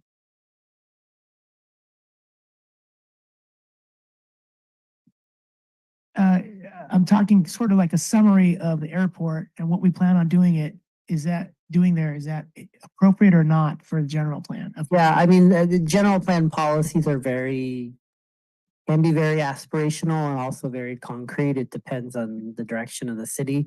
I mean, there can be a policy in there that says, the city will look towards the airport as a vehicle of economic development. And so that could be a very general, it could be even more specific, but get it into the length of the runway, that might be a little bit too on the concrete side for a general plan. Okay, so especially since it's already in the airport master plan. okay, so is there no place that's appropriate to put a couple of paragraphs in the general plan that reference the existence of a master plan and a couple of high level expected projects that are in the works? That's fine. That's fine. Okay. And the general plan, on the back of the general plan, there'll be implementation measures. And each year of the general plan implementation, there will be specific action items the city should try to aspire to. So that certainly could be an action item as well. Okay. Mayor, if I could, I'm really glad you brought that up because I thought about it more. I think we do need to talk about a little bit more in the general plan, just because the fact of when you go through extension of a runway, you're going to raise up a lot of potential public comment. And so I think being sure and address that issue in the general plan, I think would really help in the future. So I think that really is a good comment as I really think about it more. Okay. All right, so let's go on to other questions that regard the area of discussion and other slides we saw tonight. Would anyone like to begin on, why don't we take it, there's only 4 slides in our packet. So why don't we take it one slide at a time, starting with development constraints? Do people have comments or questions on that slide?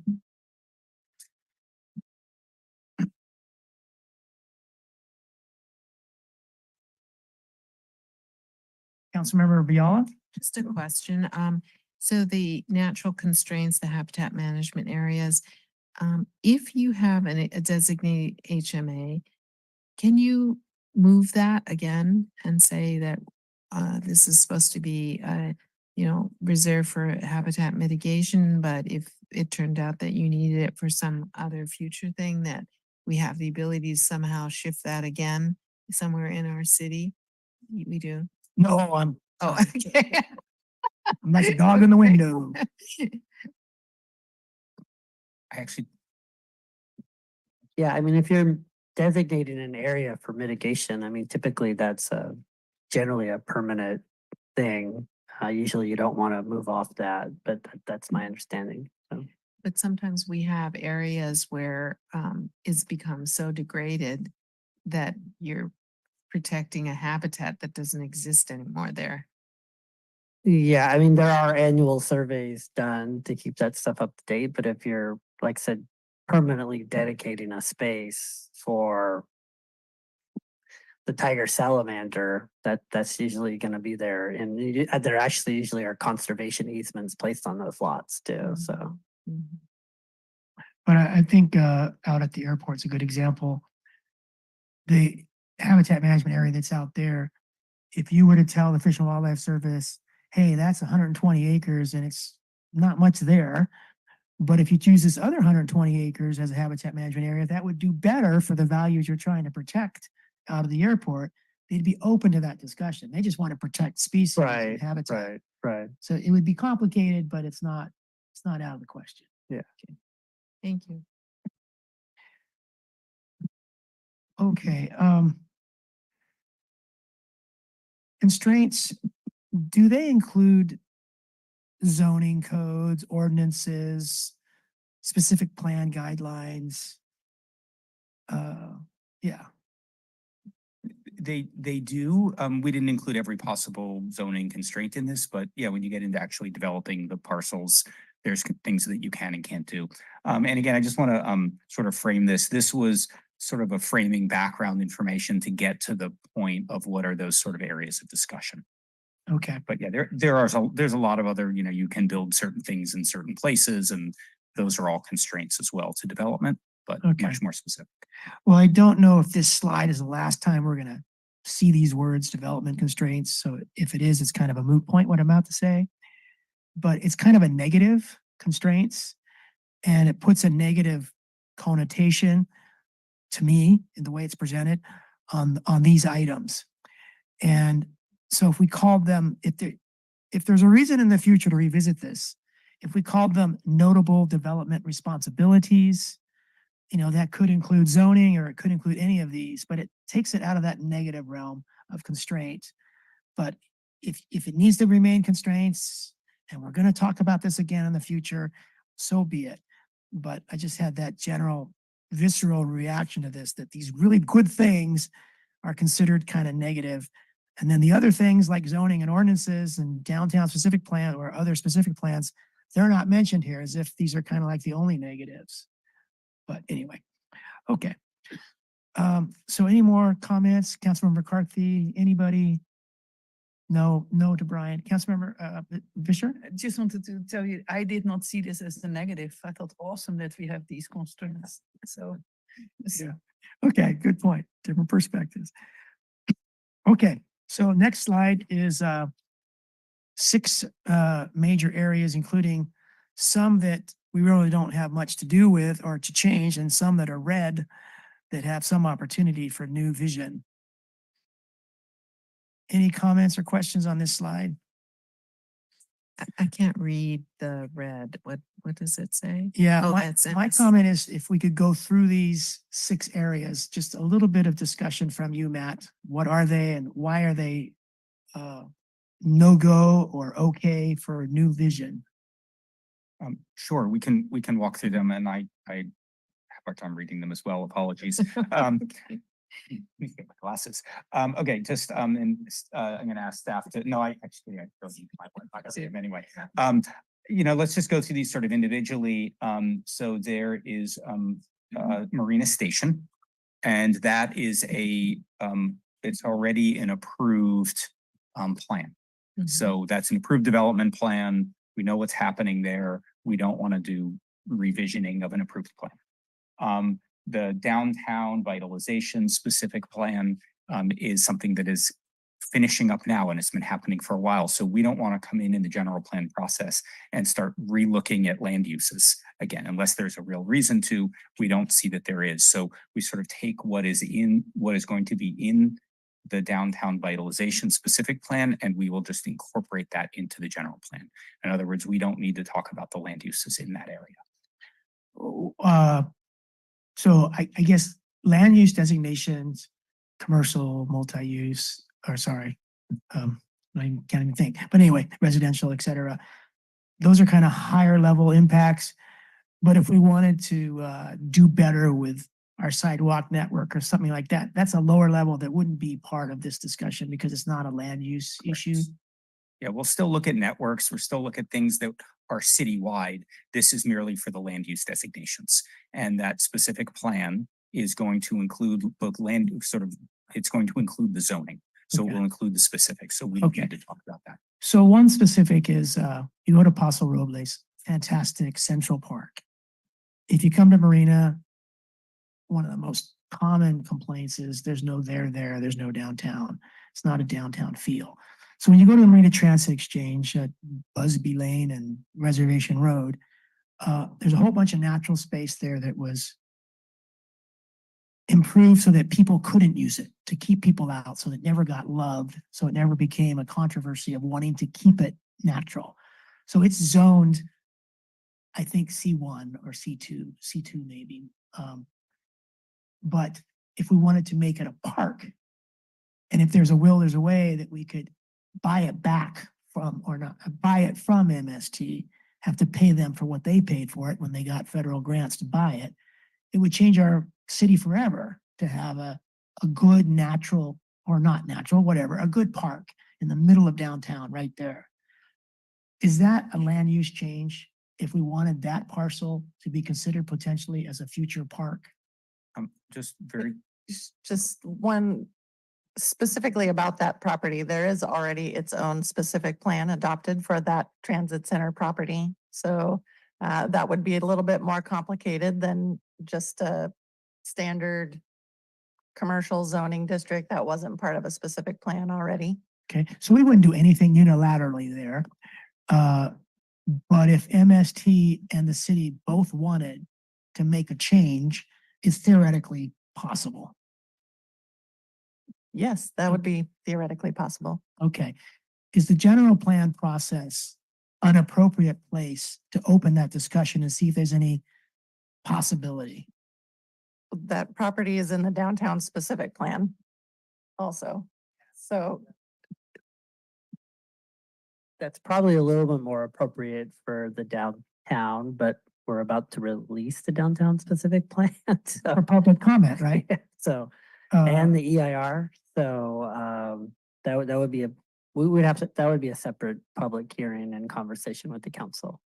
Because Okay. that's a pretty significant change. Okay. Mr. Mayor, I think just to weigh in, we should look at parks a little bit differently than we look at other land uses. And that's because we can't just identify a private parcel and say we want it to be a park. Because you take away the development capacity of that if you do it. So the way that it typically works in a general plan is that we do the land uses, and if it's a private parcel, it needs to have a developable land use designation on it, unless it's already preserved for open space for some reason. Then in the parks and open space chapter, what we would do is we would identify potential locations and aspirational locations for new parks and open spaces. And at that point, we would identify actions that we would do in order to try and achieve that. So if you wanted a central park like in Paso Robles, and there were a couple of general areas, we would probably identify those as general areas for a central park in the plan with an action to figure out how to pursue that and make it happen. But it wouldn't be in the land use, necessarily in the land use designation map, because unless it's publicly owned already. It is. Well, publicly owned by the city. No, sorry, not owned by. It has to be, sorry, owned by the city. The city can put its own designation of what it wants. So if the city owns a parcel and you want it to be a park, you can put park on that. If you have a parcel, a big parcel that's owned by citizen number one, and you can't say this is going to be a park, because then that person, and it say it was single family residential, and then you put park on it, then that person couldn't actually develop it, and you've taken away their development. You'd have to eminent domain and compensate them at You'd have fair to pay market them. value. I don't think you can eminent domain, but you would, yes, you would have to basically you'd have to negotiate with them, you'd have to buy it from them, and then when it is owned by the city, you could make it a park. Yeah, like Salinas, they wanted a better train multimodal station. They forced the purchase of 9 properties, different owners, private, and it made it through, and it's going to be a great project. So That's right, but you can't, in their general plan process, just as that is a great example, they couldn't take those 9 parcels and redesignate them as public, because that's what they wanted, because then that takes away the development rights, and it's called a regulatory taking. So we have to be really careful with the parks with that. But you know, the point, the sort of the broader point is there are these things that you might want to achieve citywide, and they can happen either through policy or through land uses, but we have to be careful with the land uses about what we do. okay. So to our city council, every 20 years, we are less likely to get a park downtown because things change and there's less availability. So this is our best 20-year chance to have a park downtown. And Lock Padden is darn close, but it doesn't make our downtown feel like a downtown. Lock Padden doesn't make our downtown feel like a place that you want to go and hang out, like the MST lot, or maybe there's some other locations I'm not thinking of right now. So what's council's thought on downtown park? And I know it's part of the downtown specific plan, but if it has any relation to the general plan, if it not, tell us now, staff, and we'll stop this conversation. No, I think this is a good conversation to have, because if there's an interest on the council's part of more parks in the downtown, then we need to figure out the right process to get that into discussion, whether it be the general plan or whether it be some other. Because even this could be a park, right? If our community center moves, Correct. what are we gonna do with this? Could be, these old buildings are probably gonna go. And you're absolutely right. Actually, their architects, they're going to come back with ideas. on Okay. that. Okay, so I guess it's not about the MST lot. It's about downtown parks. And is that specific enough to be in the realm of the downtown planning process only? Or is it general enough to be part of the general plan process? Let me just say that typically the identification of new parks, we would not do it specifically in this part of we would do it as, you know, like an asterisk on the map to say we would desire a park in this area. But that is typically part of the process when we're talking about parks and open space, not when we're talking about land use change for kind of development and growth, which is what we're talking about. Even if the parks later would require a land use change. Yes, correct. Okay. All right, so then maybe just general comments without belaboring this tonight. Councilmember McCarthy, do you have any input? Okay, no, let's go to Councilmember Fisher. It's not general because, but since you brought it up the other day, I was looking, you know, at downtown where we would maybe have space for a civic center in different location. And this is not one of those, but I was just wondering, there's this area near Reservation and Del Monte. I assume it's a perk pond. Do you What? see- Is it a percolation pond there or not? I don't know who owns it, but it's a huge area. Reservation and what? And Del Monte here, green. What? It's private? Oh, Between that's- Starbucks and Yes, Walgreens? yes, I had never noticed it. But Okay, it's but private, what- doesn't mean we can't buy it. yes, because It's gonna cost Yes, more than MST, but yeah, we don't know. So anyway, that's just only because you brought it up, and I just noticed that the other day. We might have hidden green areas in downtown. Yeah, and that was one of my points, is that I understand you can't, as a general plan, you can't just say, you know, this is gonna now be rezoned because we want it to be for whatever reasons, you know, but could we have a section where we just say that these are possibilities to be bought, whether it's the MST Terminal Park or the CSUMB campus area, whether it's the thing that Councilwoman B should just outline, but just have a whole list of things that possibly could come of the city purchasing them, whether it's realistic or not at this point, but it's a vision or a Yeah, Yeah. and Matt, I Aspiration. just wanted to take it back a higher level. So the guiding principle could be to identify more open space, right? And then the more specific policy could be identify open space within the downtown, and that policy can be added to the downtown plan. It can be added to the general plan. And then the implementation measures within the general plan would get even more narrowly focused, which is going from the higher order to directing staff by year 5 of implementation to have a feasibility study or identification of parcels or right. But that's what because we're not going to solve that problem today. So I just wanted to bring us back a little bit in terms of where we're going. Right now we're at the mission statement, guiding principles. What are our major constraints? Where are our constraints for right now? What we're on right now is we have 3 great development agreements. We're really not going to touch the dudes in the specific plan and Marina Station. We have contracts with those developers, right? So I just wanted to bring us back to kind of what we're actually trying to accomplish, which is very high order all the way down to the very specific action measure. And then, so Well, then that answer you gave is to our question, one question about the general plan update process. And that's the kind of thing we want to hear tonight. So now we know more about the general plan update process. We got too specific there. Right.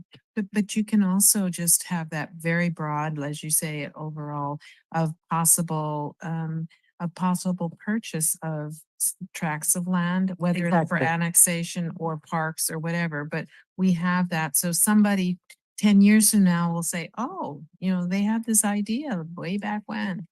Maybe we should consider it now. Right, exactly. And then that's the goal of it's a long-term 20-year visioning document. And then, just by way of context, the city is allowed to update the general plan 4 times a year. So we have these broad visioning, we adopt it, and then year 1, 2, 3, 4, 5, 10 years in, the city can say, hey, you know what, that policy is not working for us. We need to amend the policy and the action item. So we always have that flexibility. So 4 times a year. I didn't realize that. Mr. Mayor, can I try and bring us back to the question if I So could? let's go to major area 3. Because you talked about Marina Station and downtown. Okay, so it's Marina Station, there's downtown, there's the dunes, which is again, it's a development agreement, so we're not really touching that. Unless there's a reason to. There's the CSUMB master plan, part of which is in the city, part of which is not, and that's owned and controlled by the state, and they have their own master plan. And then there is the airport master plan, which is a document that's decided it's about the airport, and so we will sort of take that as what it is. There is the MBEST plan, which obviously a little bit happened, but not much. But that we thought is an area where we don't actually take it for what's in the plan itself. We can build off of that, but we should look at new land uses and a new vision to support economic development. And then what's the one that I'm missing? That was 6. Sea Haven. Oh, Sea Haven. Sea Haven is it? Thank you. Sea Haven is a master plan. So that's already been approved. And so really there wouldn't be land use changes in that area. And I believe that covers everything on the map. Okay, let's take questions, comments on these 7 areas. Okay, well, I'll think about this. The CSUMB master plan, so they have the biggest parking lot in Monterey County. They have no plan for it now. They had a plan in 2010. They had a plan in 2023 and now they don't have a plan. So How should we address that? Should it just be, So, we can Matt, have discussions with the university? So Alice and I were kicking around this idea with Karen Tiedemann, our special counsel. So even though that is owned by the campus, if we put some policies in the general plan, and this is the kind of higher order stuff we're trying to keep you guys at tonight and maybe next year or so, is even though it's state property and they have full authority and they can bypass us, they still have to have general plan consistency. And they still would have to work with us. So if the council and the community says, hey, we want the focus of that to be a mixed use development with a certain amount of retail, the campus could tell us to go pound sand, but really it's in the general plan. There has to be general plan consistency. So that gives us the teeth to work with the campus to help collaborate with them. Right. So those are the higher order general plan for these. And that's what Matt's trying to point out. These are the opportunities for the council and the community at the very high level. So. Okay, Councilmember Biala? All right, then Guido, on that, because of the four-door recreational trail and greenway route and our Hilltop Park at the north boundary of that piece of property, I would think we wouldn't want five-story hotels. Right. We might want some natural something to blend into whatever they're gonna do that's more developed. And so, let's just, we don't need to go into details, but I think that's something that we can think about in the general plan update. Exactly. That is a great comment, Mayor. That higher level stuff is what we're trying to keep at. Is a goal in the general plan could be to connect Hilltop Park to Ford Tag, to the campus trails, to other park and rec opportunities within the city. That's the higher order stuff that would be great for a general plan. And that would be a long term, way outlast my career here in the city, because that would take a lot of, collaboration on multiple agencies. But that's great stuff. Yeah. Okay. And what we're trying to get at this evening, just in the parking lot as the example, is this an area where we should think about potential land use changes? Yes or no? It's not what the uses should be there at this point. That's into the alternatives.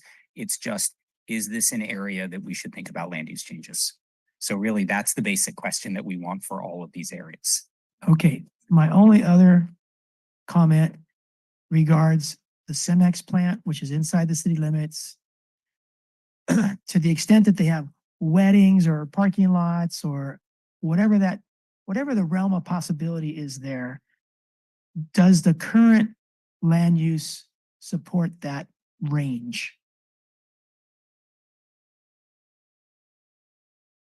Is in the coastal zone, and that will be very deeply delved into with the LCP update. That's one of the specific properties that we'll be focusing on for the LCP.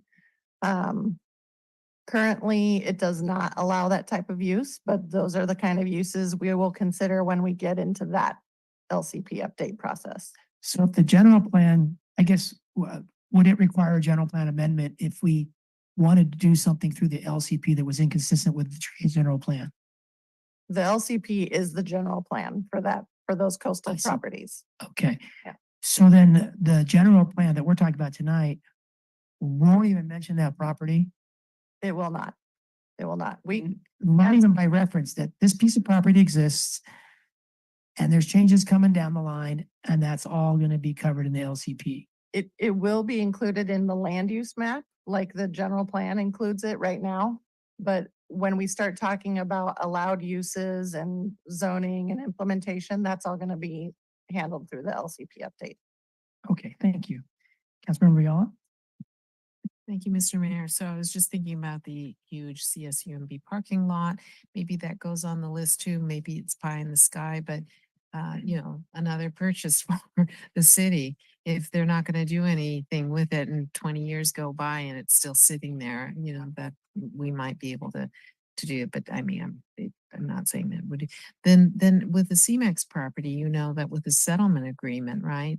It has to be open, it has to be conservation and low impact recreation in perpetuity. So it's not just the zoning, but it's regulated by the settlement agreement. So. Yes, and we will be getting very deep into that when the LCP comes Great. through the process. Yeah, because, and it has to be sold to public agencies, so it's a long process. Okay, any more comments, questions on that slide of areas of this, I'm sorry, of 6 major area plans, which are now 7? Okay. All right, we go to established neighborhoods and uses. Does anyone have any comments, questions? I have a question. No large scale change is expected in these residential yellow and civic blue colored areas. That's the comment. That's what's here.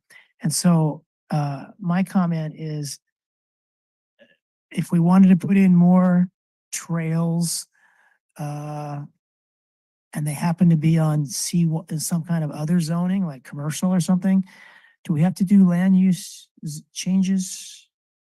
No. Okay, can you explain why we don't have to? Yeah, so a trail, there are in these zones and in these areas, there are uses that are always expected. So there's the uses that are allowed to, like, for example, a single family neighborhood, you can build single family, but you can also always have public uses. You can always have parks. So those are all going to be, you can always have trails. So those are all going to be allowed uses within those areas. So we don't need a land use change in order to do that. If there is, for example, a new park that is built, what we would probably do, say there's a private parcel that is donated to the city to build a park, we would then go through the land use process the 4 times per year process that we can do to update the general plan. And then that would be changed. The land use designation would be changed to park. But the idea here, again, for the process is we're not going to look, our recommendation is that we're not going to look at some of these neighborhoods and say, you know what, it's single family now, but we actually want to change that over time and make it high density residential. Right. So the idea is that it's, single family or multifamily now at a certain scale, and it's going to stay that way. We're not going to talk about changes in the general plan. So if you think that some of these areas which are yellow should be something completely different than what it is today and what's allowed today, then this is the time to say that. Okay. Are there any state law changes that have happened in the last couple of years that would make it advisable for us to think about changing a residential from R1 to R4, single family to multifamily? You could do that. And can you say that again with the mic? SB 9 applies to all single family properties, so you wouldn't have to change the designation. It's already state law for the fourplexes that are allowed by state law. So the general plan doesn't need to mention that. it doesn't need to, but you could. So for example, if you would like to have the single family neighborhoods and have the discussion so that they are potentially changed to allow fourplexes by right. SB 9 is a complicated process. If the city wishes to go through a recommendation of changing, single family to essentially fourplex for every parcel, where you can have one owner and you just build a fourplex, which SB 9 generally does not allow. SB 9 is more complicated than that. We could have that conversation. So if that's something that the council wants us to come back and talk about, we can do that. And then some of these yellow areas would be coming back as an area of discussion. Is there any benefit to doing that? If the city wants to encourage 2, 3, and 4 units, actually really 3 and 4 units on single family parcels, then that would be part of the conversation. Right now, ADUs are already allowed by right, so that's essentially 2 units per parcel. Duplexes are not necessarily allowed, just ADUs. So just for council's thought, does that move toward diversity of affordable housing for diverse walks of life, that kind of thing? We'll go to Councilmember Biala. The answer to your question, yes. It's the trend. It's in the future. It's yes. So does it In fit our guiding California. principles enough that we might want to think about it more? Could be. Could be. We can certainly go through the process of looking at areas where we think that are single family now that could accommodate up to 4 units per parcel. Just looking at parcel size and economics and come back to you with that option. So So like us to do that. one example is on Carmel Avenue, where we intentionally encourage the development of a just outside the core downtown, these large rectangular row houses, basically, because they're not downtown commercial, they're not single family, they're kind of in between. As you concentric circle outward, it made sense to have these dense row houses. And so I guess if we want to encourage more of that, we would identify areas where that kind of housing or some other more dense type of housing would go. And it would more likely happen if we were consciously promoting it than if we just let happenstance take over. So is that something the council wants staff to do anything with during this general plan update process? I see Councilmember Viala. How about you, Councilmember McCarthy? No, Mr. Mayor, and unfortunately, I'm going to have to drop off at this point, but I appreciate the discussion and I wish the rest of the council luck in the rest of the discussion. All right. Best wishes to you, Brian. Thank you. I agree that we need to look into that, that we at least need to ask to look at the options. Okay, so 3 Potential. thumbs up, 1 thumbs down. Yeah, It doesn't hurt to look into it. yes. Yeah, we would Not bring it through the decided. public process first and ask the public's opinion. We do some research, ask the public's opinion, and then bring it back to you. Philadelphia, here we come. I have a lot of relatives in Philadelphia, a lot of row homes, shotgun. I think they call them shotgun homes because they go straight through. Mr. Mayor, I would point out that every single family home is allowed to have an ADU and a JDU already. So just So is that a without going through a whole, because touching single family neighborhoods can be very divisive. So I just wanted to point that out, that you can get a 3-plex already almost without having to have potentially rather contentious neighborhood meetings. So, Right. So Matt, you mentioned 2. Guido, you mentioned 3. And then Matt, I think you said 3 or 4. So it sounds like if we want to go more than 3 per acre in an R1, we'd have to do something to allow it, encourage it, promote it, whatever. you can get a JADU, a house, and an ADU on every single family property right now, not doing anything. So I just wanted to, touching the single family neighborhoods, once again, can be very, very divisive and can be very alarmist to people. So But the quality and the difference between an ADU and a townhouse is vastly different, so. There could be owners that want that too, it's not. Yeah. It's not, I don't think we got a lot of pushback with those row homes on Carmel Avenue. they're nice. And I like them. Some people hate them. I like them. And they're in an R1 otherwise. They're surrounded by R1 They're nice. with ADUs and some of those R1, some of those single families, as you go down Crescent Avenue, there's a bunch of ADUs in the back. It sounds like something you would like us to give a little more thought to, about the single family neighborhoods and what are the range of possibilities, and get some feedback on that. Okay. Any more comments, questions on that slide? Established neighborhoods and uses. Almost done. Okay, areas of discussion. That's our last slide. And sorry to jump in, but if I could just couch this, that when you actually, what we have here is the previous slide, which has the established neighborhoods, and then the purple is the areas where there are already plans that we don't expect to change. The red excluded from that. And so what that is sort of generally the residual of all of that is what's left here on the map. So that was where this layering process happened. So by default, all of those areas, this sort of leaves these areas out. And that's what we're saying. These are the areas where we could talk about land use changes. Okay. 2 of these, so I'm colorblind, but I think they're purple. The Salinas Avenue Woods area, which is next to Reservation Road, just to the south side. And then that area north of Cypress Knolls, which is I guess, next to the high school somehow. Both of those parcels have been discussed as having something other than open space on them. Well, we'll talk about Salinas Avenue Woods, that rectangular piece next to reservation. And I was going to bring this up in the next slide, areas of discussion, but now you've just opened this up. So if we were going to have a disc golf course, I think the city manager has told me that would need a land use change.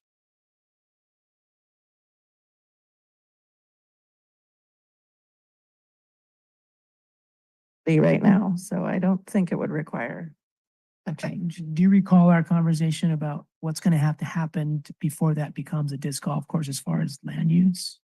I think we've moved beyond that. And so that was, Move beyond what? those initial discussions our planning staff have looked at it, and now the issue is look at access and parking. And so You mean it's a dead no idea or? no, it's moved beyond that to where the land use, we're fine with it. And we're looking at the access and parking requirements. Okay, so land use is not an issue.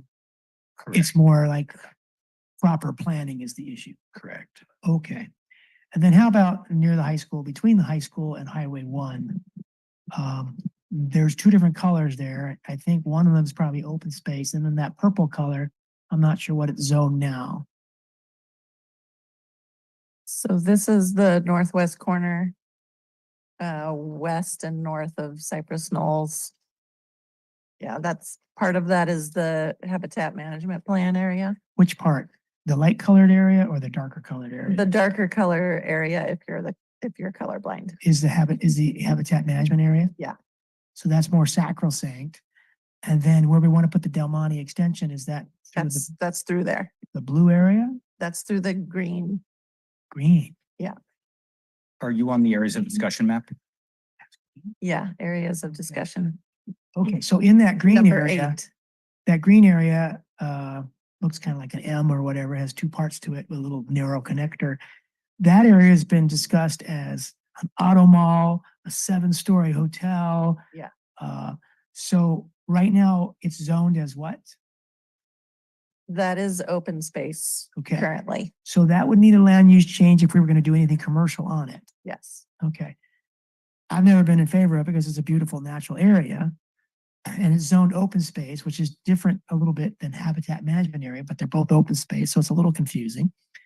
So does this council want to do anything that might change the land use of that parcel?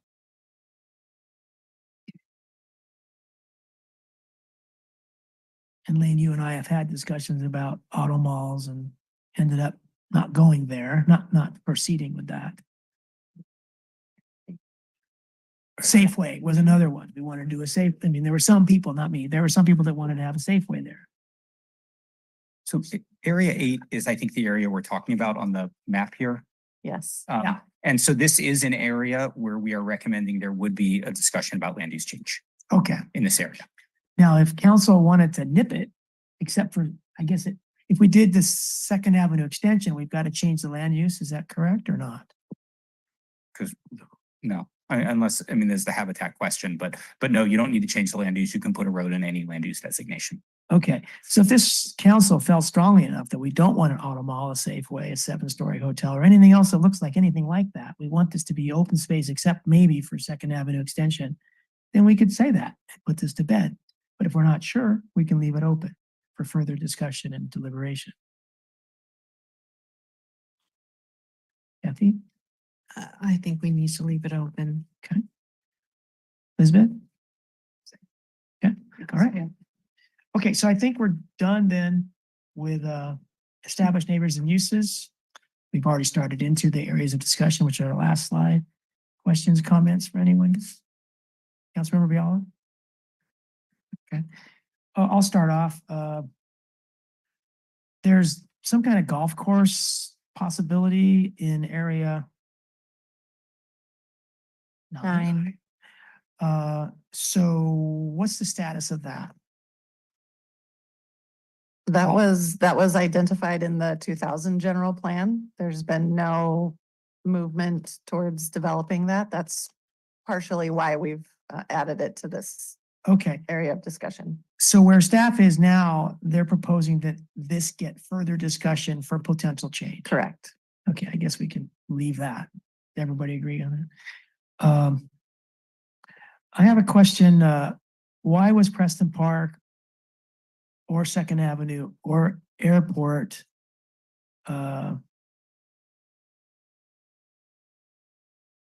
land use? Well, I don't understand my own question, so that was an earlier comment, so let's scratch that.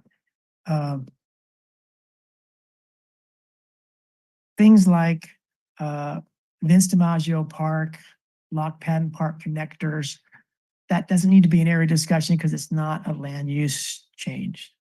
Okay. We talked about Cemex. We've talked about connecting Fortag with some smaller neighborhood trails, and that's not appropriate here.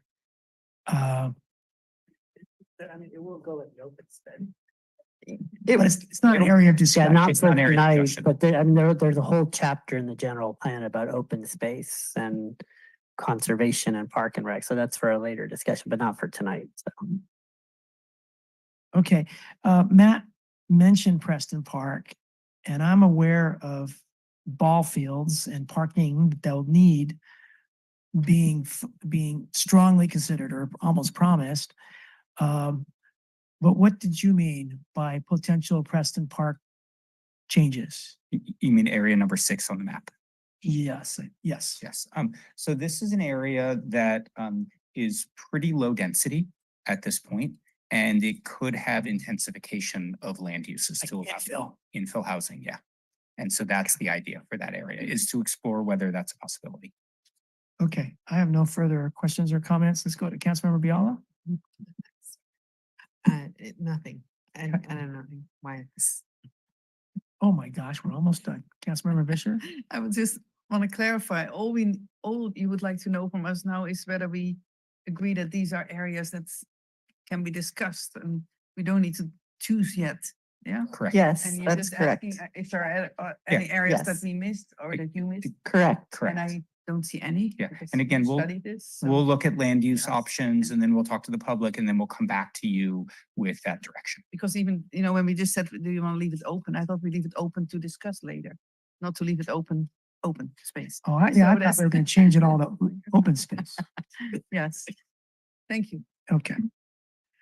All right, so, I guess I'll make a motion that, having received this report tonight, that we would like to, appoint Councilmember Biala, Mayor Delgado to a subcommittee to review and come back to council and staff, with their updated revised vision statement and revised guiding principles I second. In within, 3 weeks. 3 weeks of today. Yes, Yeah. ma'am. What's the date? Okay, do we want to build anything else into that motion that we may have touched on tonight? Okay. Do we still do a roll call if Brian's no longer with us? Okay. All right, so we have 3 weeks. We'll find out what the date is in a minute, but we don't have to put that in the motion. Or unless you got it. Have it, the 3 weeks, and the council meeting would be the 19th. Perfect. And so That's a Sunday, I hope. that's it. It's a Monday. Well, actually, the 19th is a Tuesday council meeting. So if you want to bring it back to council, that would be. We want to do it before then to get it to council, but that's our deadline, the 19th. And we'll try to have it ready for city council that night. So really our deadline is probably a few days before that. Yeah, deadline is really on the 13th, it's 3 weeks. Oh, And then, oh. then it gets the packet on. Oh, okay. So our deadline, so I'll modify my motion to say that that subcommittee will come back to staff by the 13th with our work. Okay. All right, all in favor, please say aye. I Okay, that motion passed unanimously. We just moved to item 13, which will be very quick, or whatever number that is. 14. Go ahead, Councilmember Vischer. Thank you, Mr. Mayor. I have 2 items. So first, I would like to report that I attended my first TAMC Bicycle and Pedestrian Advisory Committee meeting. And the meetings are held the first Wednesday of the month at 6 p.m. in person. And I know there will be at least 3 meetings this year that I cannot attend. So what is the procedure to try to get a alternate with it? Can I just post on social media trying to find somebody, or is there a procedure that needs to be followed? I don't. I'm not sure. I would have to check Okay, with- you'll get back to me. Okay, thank you. Because I know the first one that I'll miss is May 1st, and it will be here before we know it. What day of the week is that? It's on a Wednesday. So that one is on a Wednesday, but the 2 other ones are because our council meetings are on Wednesdays, first Wednesday of the month later in the year. So there are 2 that none of us can attend. So this is your bike and pedestrian. Bike and pedestrian advisory, MC. Dempsey, yes. So, and my second report is that as an MST board member, I take the bus now and then. And I travel to Salinas by bus, and I needed to park my car because I didn't bike to the bus stop, and to get to line 20, which goes directly to Salinas. There's no bus stop in our area. So I drove my car, and I found out that the parking lot at MST, beautiful parking lot with more than a dozen spots, but the parking duration is limited to 15 minutes. So I was like, what is it? We have this parking lot, but nobody is allowed to park there. So I discussed with the city manager. He found out that it was something that the previous city council, at the moment that that was constructed, that was decided it could not be park and ride. At that moment, people thought, that was not a wise decision to do that. I would like to see this changed. And so I would like to know how my fellow council members, what do you think about this? I think put it on an agenda that we probably don't want to offer opinions now. Well, I think that's right. I think you would bring it to a future agenda, but we would look to our attention, so we would look into how the change needs to What be made. procedure will be in, And I'll okay. say nothing. You say no. I say nothing. I want to go home. Okay, so thank you very much. These were my reports. So we'll schedule that for a future agenda then for discussion. Yes, thank you. Yeah, it has been like this for, what is it, since 2006, so another couple of months. So. Yeah. All right, and just to be proper, 14A, I did not attend this month's meeting for some good reason. I had to work, so I don't have an update there. Okay, so if there's nothing else, but maybe there's something from, anything from you, Ken? Yeah, bedtime, that's for you. Okay, this meeting is adjourned. Thank you, everyone. This was a great meeting, right? Right.